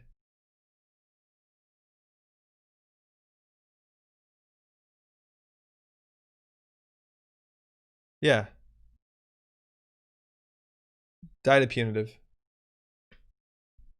Never mind. Personalized portal. Don't die to punitive. There's no punitive in this list. Man, Obokata robbed them of credits. That's so good. Oh, that's nutty. We're gonna leave this for the whole game. Okay, we lost an I've had worse. And a spoon. Okay, let's see what's on the peddlers. And again, we can use peddler on the corpse turn to get patchwork value if we need to. Armitage is good enough. Medium is obviously game winning. And a Puemo.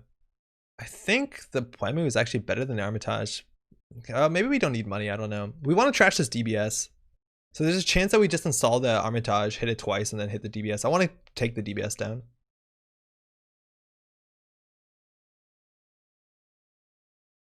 Because they're not icing HQ.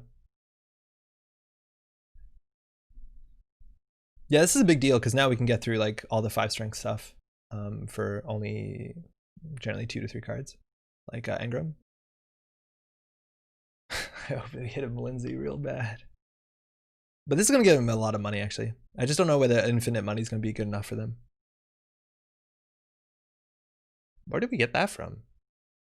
Oh, from Personalized Portal. Sick. Oh, you see, this is the problem. But like Maw would actually be pretty good. If we could trash this, install a mod, consider it.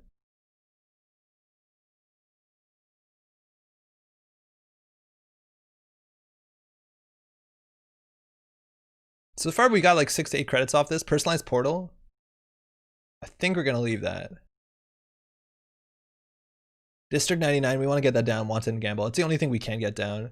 If we install it on the corpse turn, we can actually trash a card from our hand. Oh, Wanton Lust can be a really big deal. So we have some options here. I'll draw again, which actually might be a mistake because we want to draw to an odd number so Personalized Portal doesn't give them too many credits. Yeah, maybe we misplayed that a wee bit. Okay, so we'll use this.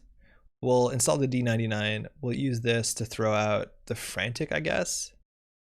So we can Wanton their whole hand, which seems okay. It's probably good enough. We also could run this first. I don't know what else they'd be advancing if it isn't like the winning agenda. And this will fire even if we use Faust, which is fantastic. Like the synergy is amazing. They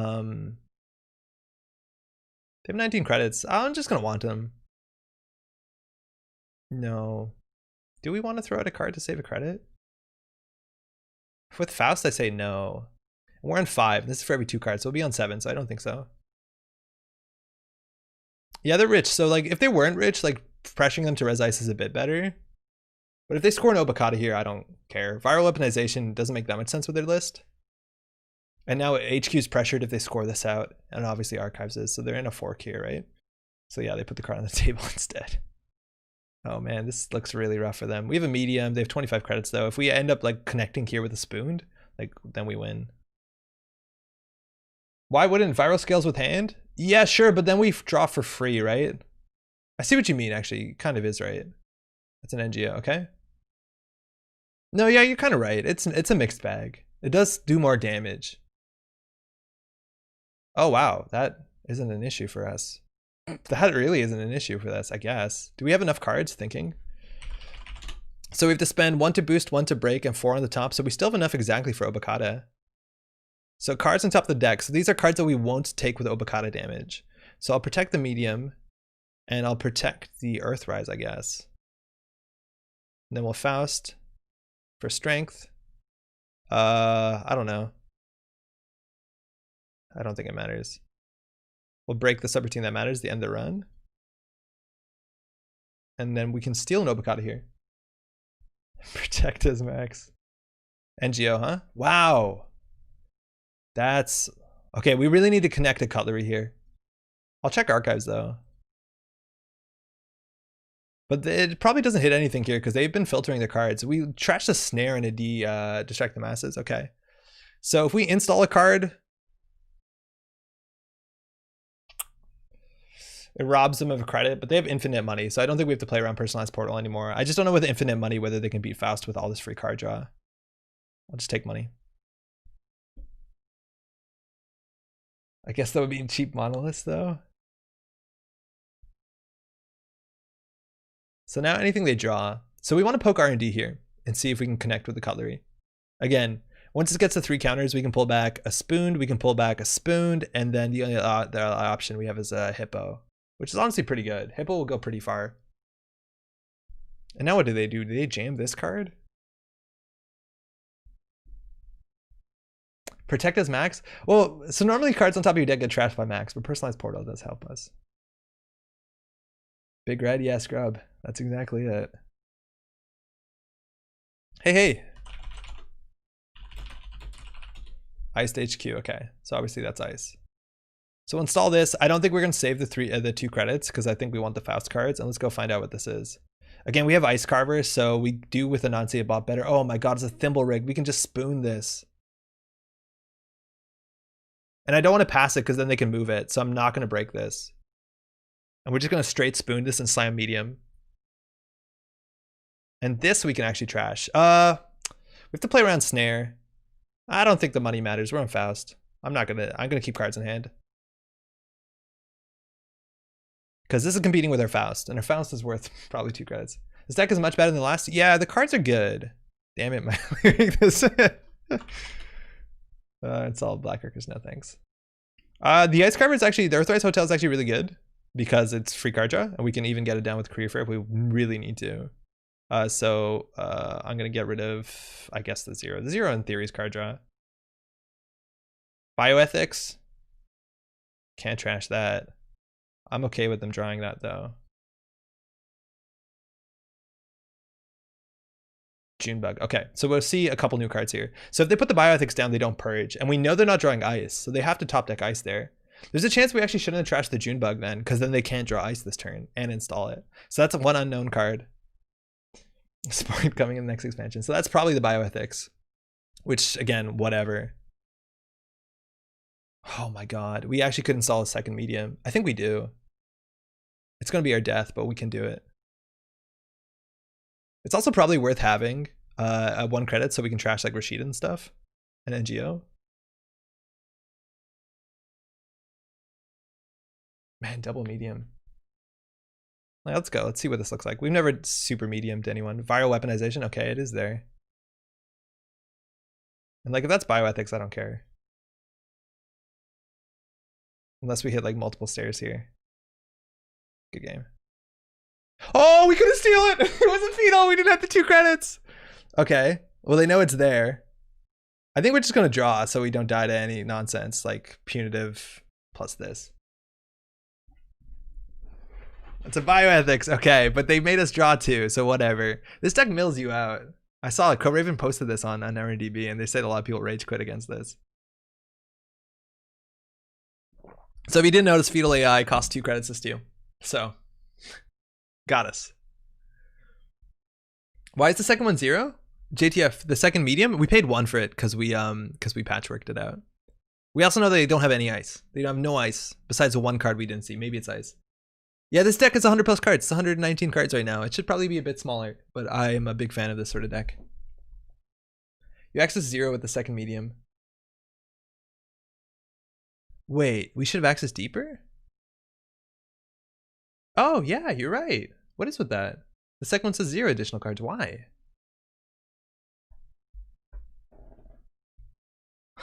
We'll check the replay, am I right?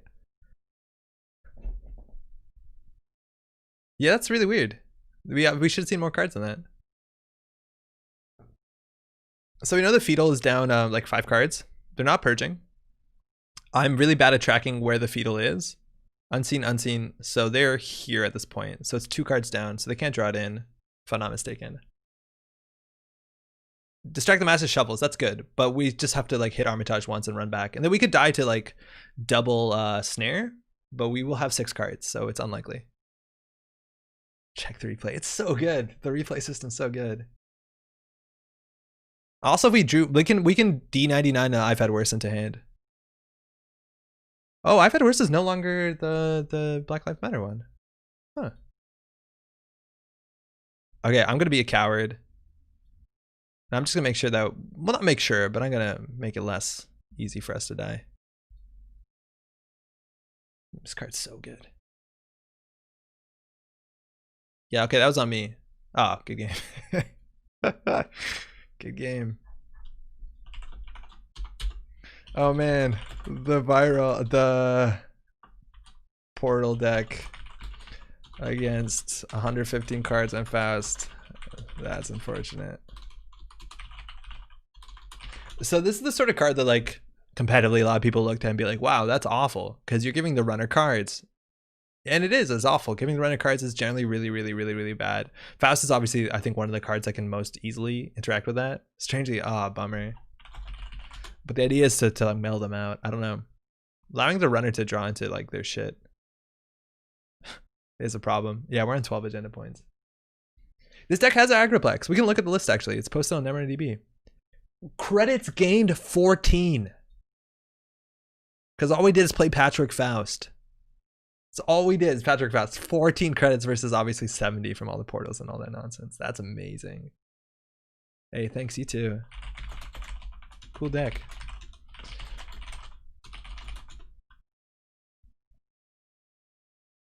It's like Spombo versus Data Dealer. Yeah, it seems really rough. Okay, I just want to see their deck, because their deck actually is pretty interesting. Co-Raven.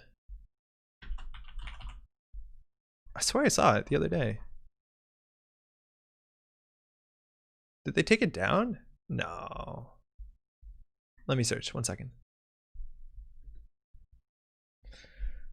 If you're just tuning in, by the way, how many people in chat right now didn't know there's a replay function added to JNet? Because I'll show you. Because it's amazing. Personalized portal. Yeah, here it is. It's like 8th from the top. Okay, I missed it. Check the replay. So this is the idea. It has a pretty good win rate on JNet Casual. Only 9 agendas, and we ended up stealing like 7 of them. No, that's not right. We ended up stealing 1, 2, 3, 4, 5 of them, I think. But the idea is that they have Agroplex, they have Personalized Portal, they have Punitive. So that actually is the thing we have to play around. But that's what I don't understand in the slightest, how Punitive can possibly work with Personalized Portal and Agroplex. That makes no sense to me. And on top of that, they don't have Psychic Field. They have no way to hit the hand. So I think it's all dependent on viral weaponization. But then they recover really quickly, I guess, if they don't die that next turn. So I don't know. But Data Loop's good. Wait, I actually don't understand any of this. Because in theory, Data Loop seems really bad when you're letting them draw cards with Personalized Portal. And then that does have the prison package of Hostile Bioethics. But again, you're forcing them to draw cards. I'm not sure I get it. Okay. Looks fun though. Looks really silly, and it lets you play cards. I thought they were going to be on like some fast events play with the card that says like, what is it called? Focus group that lets you like based on cards in hand do something cool. Would you just punitive when they run out of cards? Oh, I think you're totally right. I think that's actually what the write-up says if we read it. Hold on. Yeah, I think it's about the end game. Because I think it forces them out and then they struggle to install things.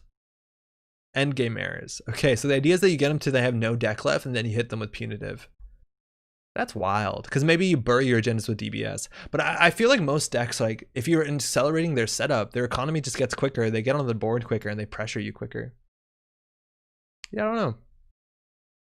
You only got like 3x the normal deck size. Yeah, that's like probably the worst matchup possible. Is Faust early, then Faust early with 115 cards, whatever. I wonder if you put a dent in that 70% win rate. Yeah, maybe they only play like 10 games, because then we brought it down a big percentile. All right, let's run another one. I really like this max deck. It's just always consistently fun, and it forces you to like make a lot more options. Where like you have limited card pool, and then your recursion is a bit more important. I don't know. I feel like the deck becomes much better if you swap the Personalized Portals for some other money cards, but then I don't think it does the thing it wants to do. Because at that point, it's just a punitive list, right? It's just a punitive Plana list, which is good and interesting. But oh, this again. Okay. So we can prep for this. All we want is imps or scrubber. We have caddy, which is probably good enough, honestly. And we have caddy 0. I think that's good enough to keep. Amaku is a bit risky because I'm assuming they're an IP block, but their remotes are open. I think we can keep this hand. Are max decks classically very large? No. No competitive max list has been bigger than like 47 cards classically. But max lists got a lot weirder because max lists classically, competitive max lists depended on a card that rotated called Levy AR Lab Access.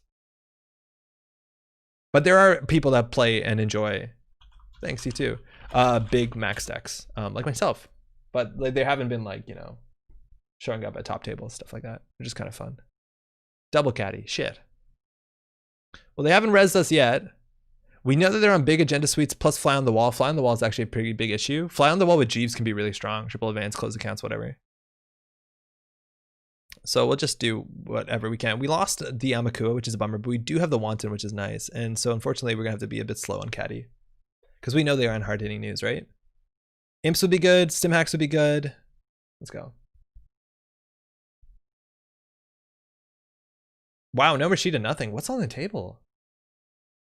Use the ruse you're playing background on JNet so we know you're a real one. Oh, now they rezzed. Okay. I don't know why they didn't res that before, because like it robs the turns of like sure gamble.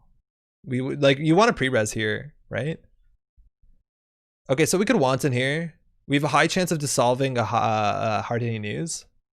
We'll do it. It's a bit high risk. They get a credit from this, but we destroy 3 cards. I don't know if they mold or not. They mold. So we're hoping that we trash the punishment, but again, we don't know. We also lost out on caddy value. Launch campaign, we're down at 0.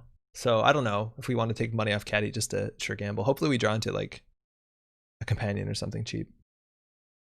Wow, we scared them. Oh, fuck, they had it. Okay, so we're going to take the money off caddy. We did draw a companion. So now this is an issue because we don't play well from this position. We don't play tag me very well. And we don't have the economy to clear these tags. So closed accounts is a weakness. They only have 2 cards in hand, but we could definitely lose right here. So I think we're just going to try and pivot and keep their board state down and smash centrals, but we're going to need multi-axis really soon. We also could check archives in theory. I don't know. I'm just hoping no closed here, because I don't know if their economy can keep up with like trashing our resources. Like if we keep their what the fuck? Oh, okay. Yeah, this is sort of issue where not having a stable economy is going to be a problem. Fuck, wow, we actually do a lot of gambles. So a scrubber or an imp would be better. We need to take down their economy because they can't do much without an economy, obviously. These are what, 3 credits? So credit run is not going to do it. I think we just need to stabilize on our side. I think we also want to hit caddy. It's better than clicking for credits, and we're clicking for credits now. And if they do it, it's fine with us. Early Premier, what a card, yeah, right? It's honestly kind of a real threat on the table, and it makes sense if they're playing fly on the wall. But if we just had like, you know, like a Kiko economy, we'd not a Kiko, not a Kiko, excuse me, Oshiko, we could just take down most things here. Yeah, there you go. That's fine. Okay. From here, we'll largely be okay. A dirty laundry would be sweet. Their economy is running out. Probably have to take down 2 things at once, because there seems to be only on Psycho. Oh shit, we're going out. So we need to check these more than we have to check anything else. Okay, what do we got? Nothing good yet. They did trash caddy though, which is fine with us. Server 8, so it's likely to be something like a pop-up window. We'll force them to res. It could be an F2P, which is fine. I forgot we had 0 this whole time. What the fuck? We had 0 and we're clicking for credits? What are we doing? Close accounts would be brutal. Yeah, it would be. That's where we're going to try and start trashing things. So this will take another tag. It's fine. It means Psycho on 5 gives them a lot more flexibility with psychographics, or being on 5 tags, I mean. Early Premiere? Wow. So I'm going to take down this early Premiere. In fact, we don't have to take down both of them. This is 2 credits. I'm going to take down the tier subscription.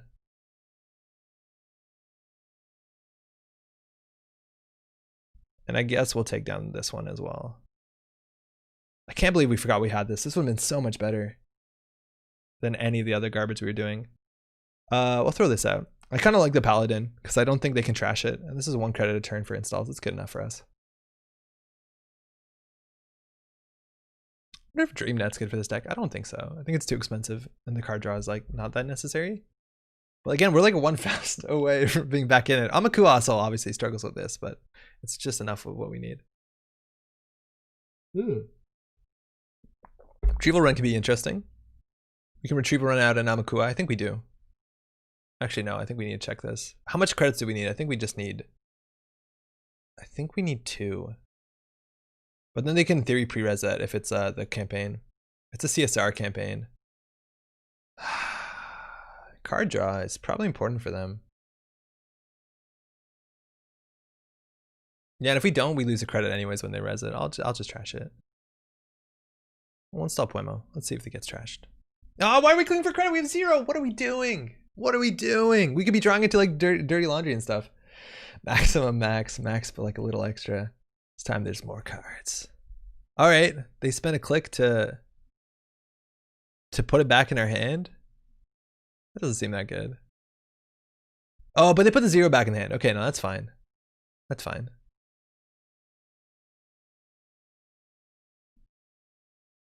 The problem is we need 2 cards installed to interact with their agendas. Oh, there you go. That's what we want. No action. I wasn't even paying attention. I should have.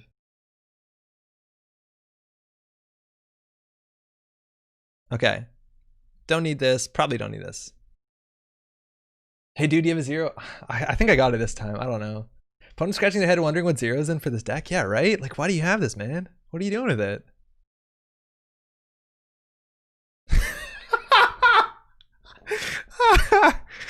Oh, man. That's the second one. All right. All right. Okay, that's fair enough. Yeah, we weren't using it anyways, right? Who cares?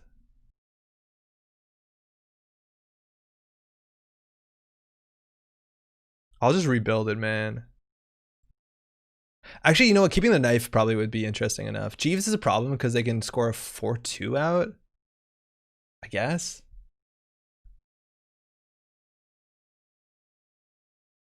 All right, they trashed it. That's fine. Oh, sick. That's good. That's a good combo. It forces them to do something. We really just want to get the Amakua down and then start going centrals.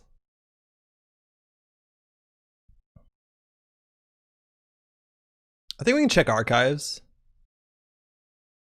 I will check server 12 actually. I don't know what this is. We won't be able to trash it. We could in theory steal if we want. It's a team sponsorship. So it looks like they're scoring out server 8 soon. But now we have 5 credits, so they might not trash this.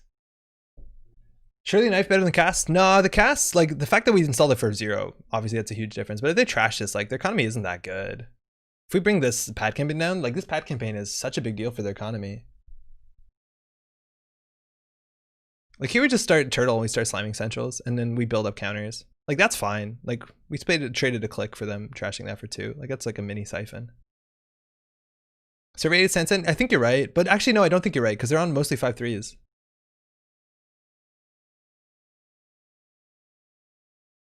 I don't think they're on Sandbox either. Like we've seen this deck before. They're on Bologna. Okay, they res that. No, that's fine. I'm worried about F2P. Jeeves, okay. And we'll just make sure we use this once a turn. Oh, that's gonna be a big deal. That can win us the game. We have to click for a couple credits though.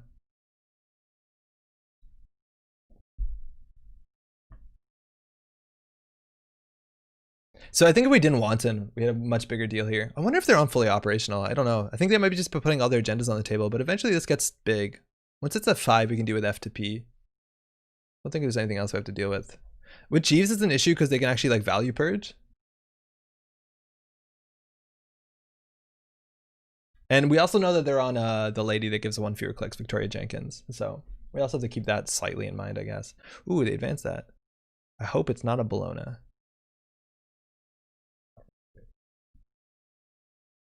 It's a paperclip, which is good. We're 1 stim hack away from charging through this.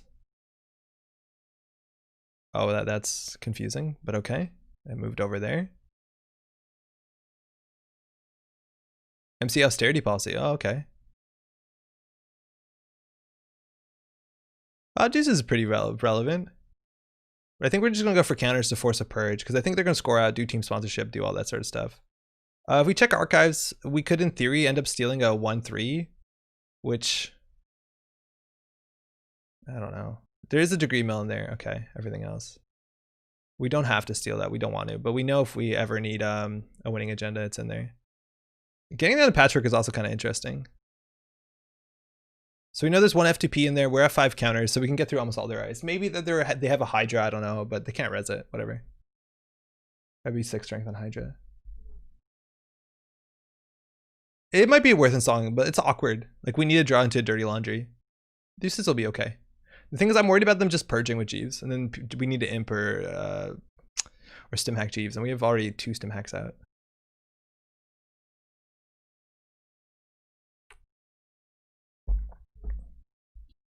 Okay. Wasn't expecting that at all. This actually might just be a reversed, honestly. I don't know what this is. The problem is if it's a Bologna, like, we need mucho credits. So it's an early premiere. So now they can res it and ping us a credit a turn. Double money combo? I don't know if they can. Can they? Let's get something. Huh. We really need a stim hack. We just need some money. I'm just worried we're going to lose our credits here. I'll check 17. First person to ever score that agenda? Honestly, they might be. Oh, we knew what that was, of course. I think we do trash that. Did we lose a credit for that? Yeah, we did. So the issue right now is that we are struggling to interact with their agendas. Like, we can't steal. Okay, never mind. We can't steal Bologna. We know there's a degree mill, so we just need to steal another, like, the last rebranding team, and we win the game. Team sponsorship. Okay. So what do we get rid of? D99. Honestly, like, Armitage, you can turn around for a quick buck. I feel like we're too far away from the patchwork.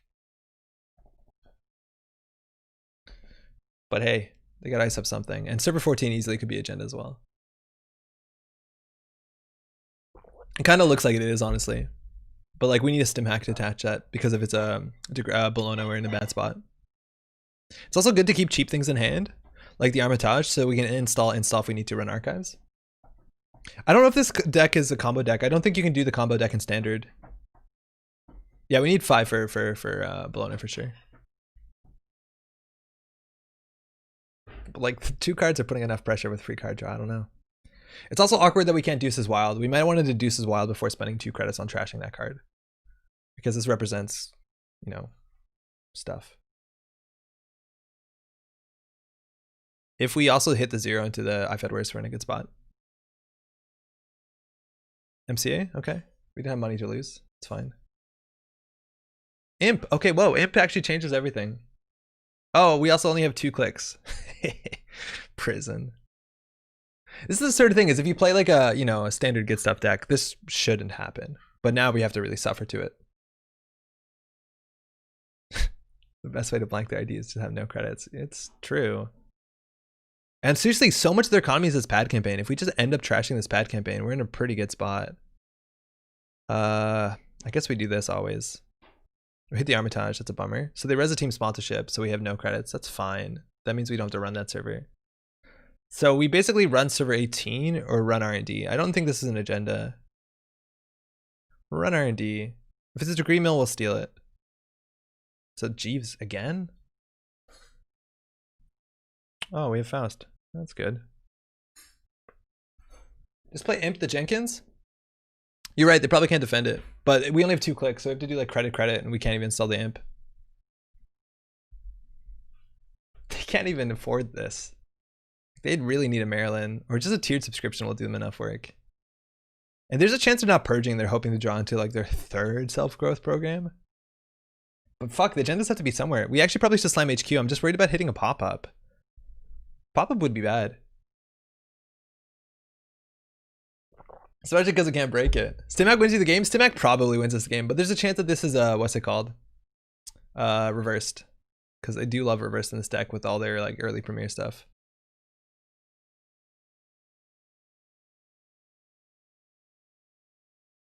And we also have to keep pressure on HQ, right? Because they have 5/3s in hand. It's gonna be a struggle just to install 2 cards just to be able to get out here. Oh, that's actually really good. Let's not hit it. Cool. What do they res? Oh, they res another pad. Okay, so that's, they have no money. So this is where you like sim hack something. I think we run HQ here. It's pop-up window or bust. We didn't see pop-up window last time, but they probably have pop-up window. Hitting a pop-up window here is really bad. I'll go HQ though. They've been drawing like 3 cards a turn. Please no pop-up, fuck yeah. There's agendas here, fly on the wall, okay. So that's not game point. Day Job's unplayable when you have that few clicks. Wanton is unplayable when you have that few clicks. We have 3 points in archives, we need to find 1 more point.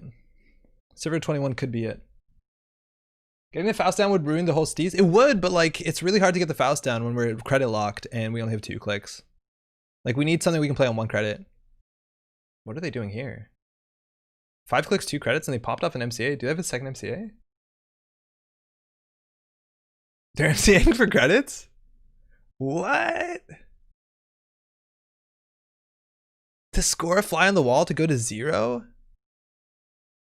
What the fuck? I think because that was an HQ and they're worried we were going to run HQ again. We also know this is not a pop-up. Oh, wait. Team sponsorship. Okay, so they bring the MCA back. So it's not that bad, right? Because they double install. Never mind, it's not actually that bad. Because they can res this and make sure that we only have 1 click. Oh, they actually can't afford to res this. Oh, that's neat. Oh, they did have the next self. They had the 3rd self-growth program. Oh, motherfucker. So honestly, like, we are now locked out of the game. We're gonna click for credits. They're gonna rob our credits. We only have 2 clicks a turn, and we can't degree mill anything. Oh man, we're so fucked.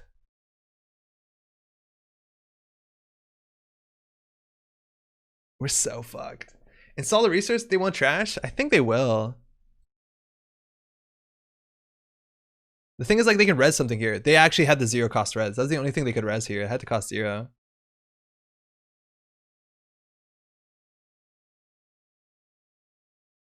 Fuck it. They're gonna mill themselves soon. Yeah, we just have to keep the pressure on to make sure that they don't. But the big issue. Oh wow, they're gonna mill themselves very soon. We should have ran server 15. Oh no, we know what it is. Yeah, they actually might mill themselves out.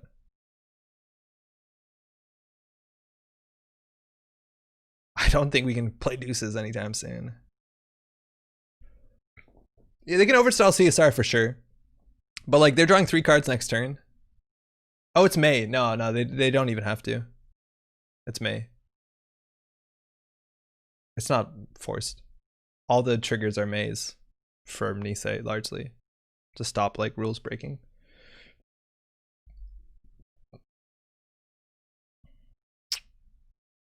Getting the Faust down would have done it if we just like, oh, actually no, because we have the trash stuff. So we know one of those is a Maryland. But yeah, now we're locked out. Now we're locked out really hard. Luckily we don't have credits. So they can't rob us credits. But as soon as we click for credit, they get us here. So like F2P doesn't do anything. So I still think we just run HQ. Like we just put pressure on them. I'm gonna head out, catch the rest of the VOD, take care, Andre, give Nanako some love. Oh, she'll really like that. Thank you. So I don't know how we win from this point, right? Because they can psycho out for the win and or close enough to the win, and we can't steal Bologna or the other agenda. So like we need to concede or draw stim hack. I can't believe they don't have pop-ups. Stim hack count, we have 1 in 45. So it's like playing a revised core set. They still stim hack in that format. Clicking for credits is stupid because they'll rob it. So I'm just gonna draw it. Oh, early premiere. We actually might lose here.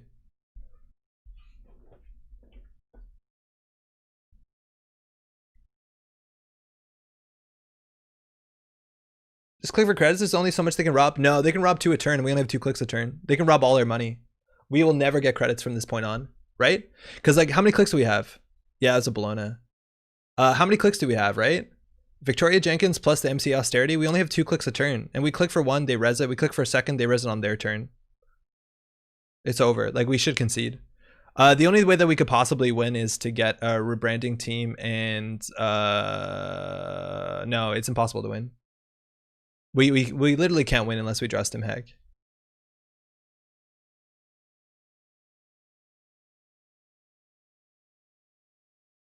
Yeah, we're prisoned. We went way too low, right? Like this deck, I don't think has teeth if you keep your money up. The problem is that we don't have reliable money, and then we actually get stuck in this prison. And once you're stuck in this prison, it's really hard to get out.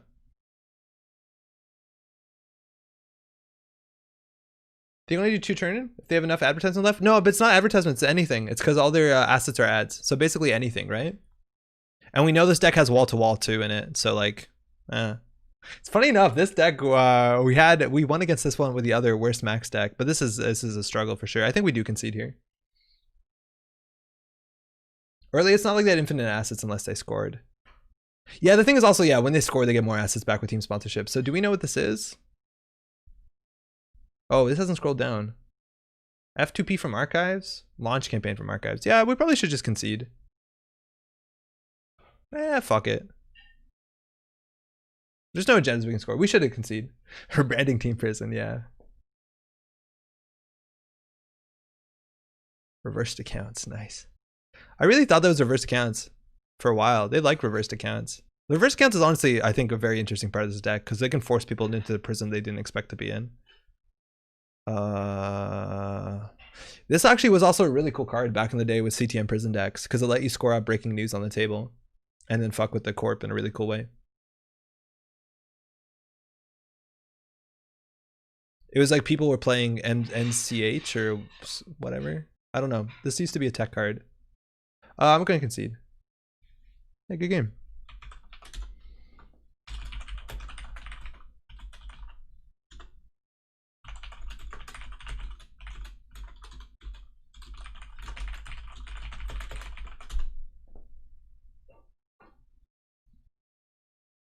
So what are ways out? Like we could stim hack out. Oh man, stim hack was the next card. So we could stim hack out. Wait, what was in server 18? What was 18? Because it looks like, yeah, next turn we would have lost anyways, because this looks like it's a Bellona with our early premiere. It also could have been just the other agenda we would lose. So we'd have to draw this. We don't have enough clicks left and they score out. 18 degree mill, yeah, yep. No more agendas to steal. Yeah, so they'll have it next turn anyways if we didn't concede, right? Because they get the early premiere and they just Jeeves this. Wait, oh, I was wondering why they have 2 Jeeves there. So if you get your economy up, I don't think this does anything, right? Like if you have your paladin going, if you have your liberated counts and you're above the prison line, you'd be fine. But as soon as you go down to 0, especially when they have this thing scored, you're not getting out of there. You're really not getting out. What is this UI for ants? It's really bad. It's like the bummer with streaming JNet. It's like not good to show. Like there's so much blank space, but there just has to be blank space. When this part is where most video games and most card games put their content, right here in the middle. And JNet, you can't do it like that. It's such a bummer. JTFQ Spark is pretty good win rate. I believe it. I totally believe it. I feel like competitively, this is not a list that will. I'd be surprised if this list works competitively. But I feel like against JNet casual, this is probably really good because it punishes mistakes. It punishes the hell out of mistakes, especially the fact that it has reversed accounts. Yeah, it's prison deck. Oh man. I don't think I've actually seen as convincing of a prison deck in Spark for what it's worth. Because, you know, a lot of times, like, I don't know. I guess you need this, right? Interestingly enough, they do have the other thing, the wall-to-wall. But I think you do need that for sure. All right, it's 11:40. That's going to be it for tonight. Thanks for all the games, everyone. Thanks for everyone hanging out in chat. Oh, there's no wall on this list. Wait, did we not play against you early today? Who else did we play against playing Spark? I thought we played against you twice in Spark. I can't check the stats because they're not right. Well, they are right. They just don't have time dates.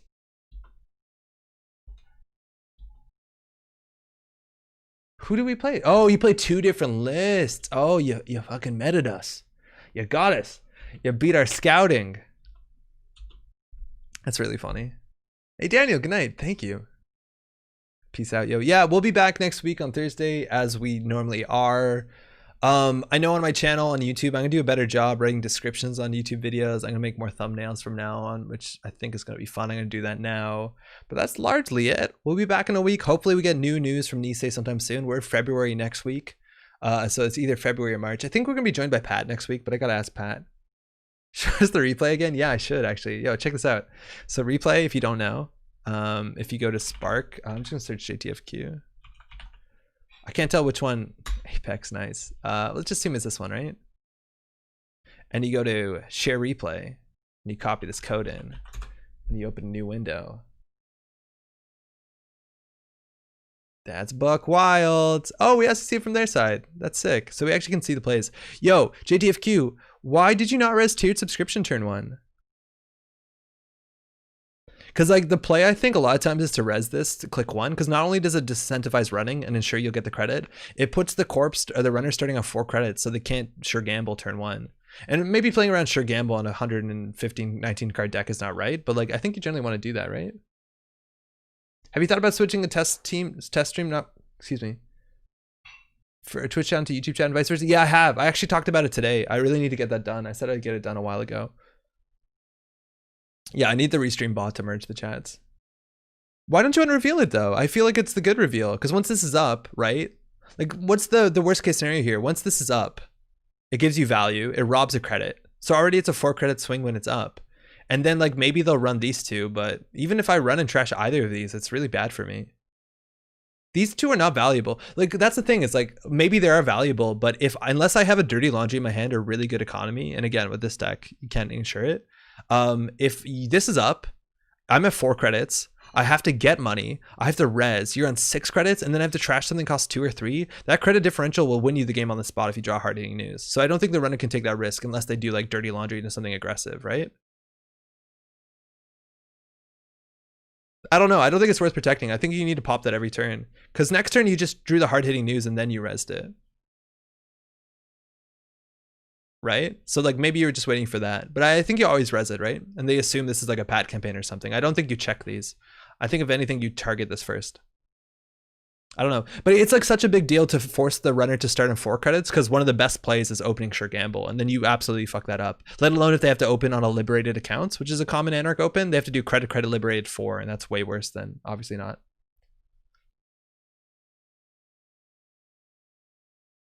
Yeah, that confused me. Oh, I can't believe I missed. If I didn't miss the hard hitting news, it's such a different game. That is such a bummer. I thought you top decked it after, but man, that's such a huge hit. Dang, that is, I think, the game right there. Because on our side of the game, we were saying basically, okay, we shouldn't do this because the credit differential is such a big deal that hard hitting news will land trivially. But there's a big chance that we'll hit the hard hitting news, and we did not roll it right. And I think that the game was lost right there. And it's so cool to see that so easily through the replay. But if we hit the hard hitting news, like there's no punishment here. You continue to build the board, and then we can do like some clumsy caddy into sure gamble or some awful thing. Like our economy here obviously was toilet. The run turn gets shorter and shorter the further to the right you go.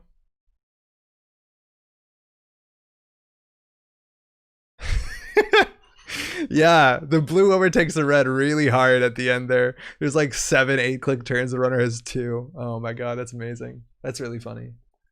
All right, that's all for tonight. Thanks to everyone who played games with it. Thanks to everyone hanging out in chat, watching the VOD. Hopefully you're taking care of yourself. Stay warm in the winter. And we'll be back in a week. Ciao.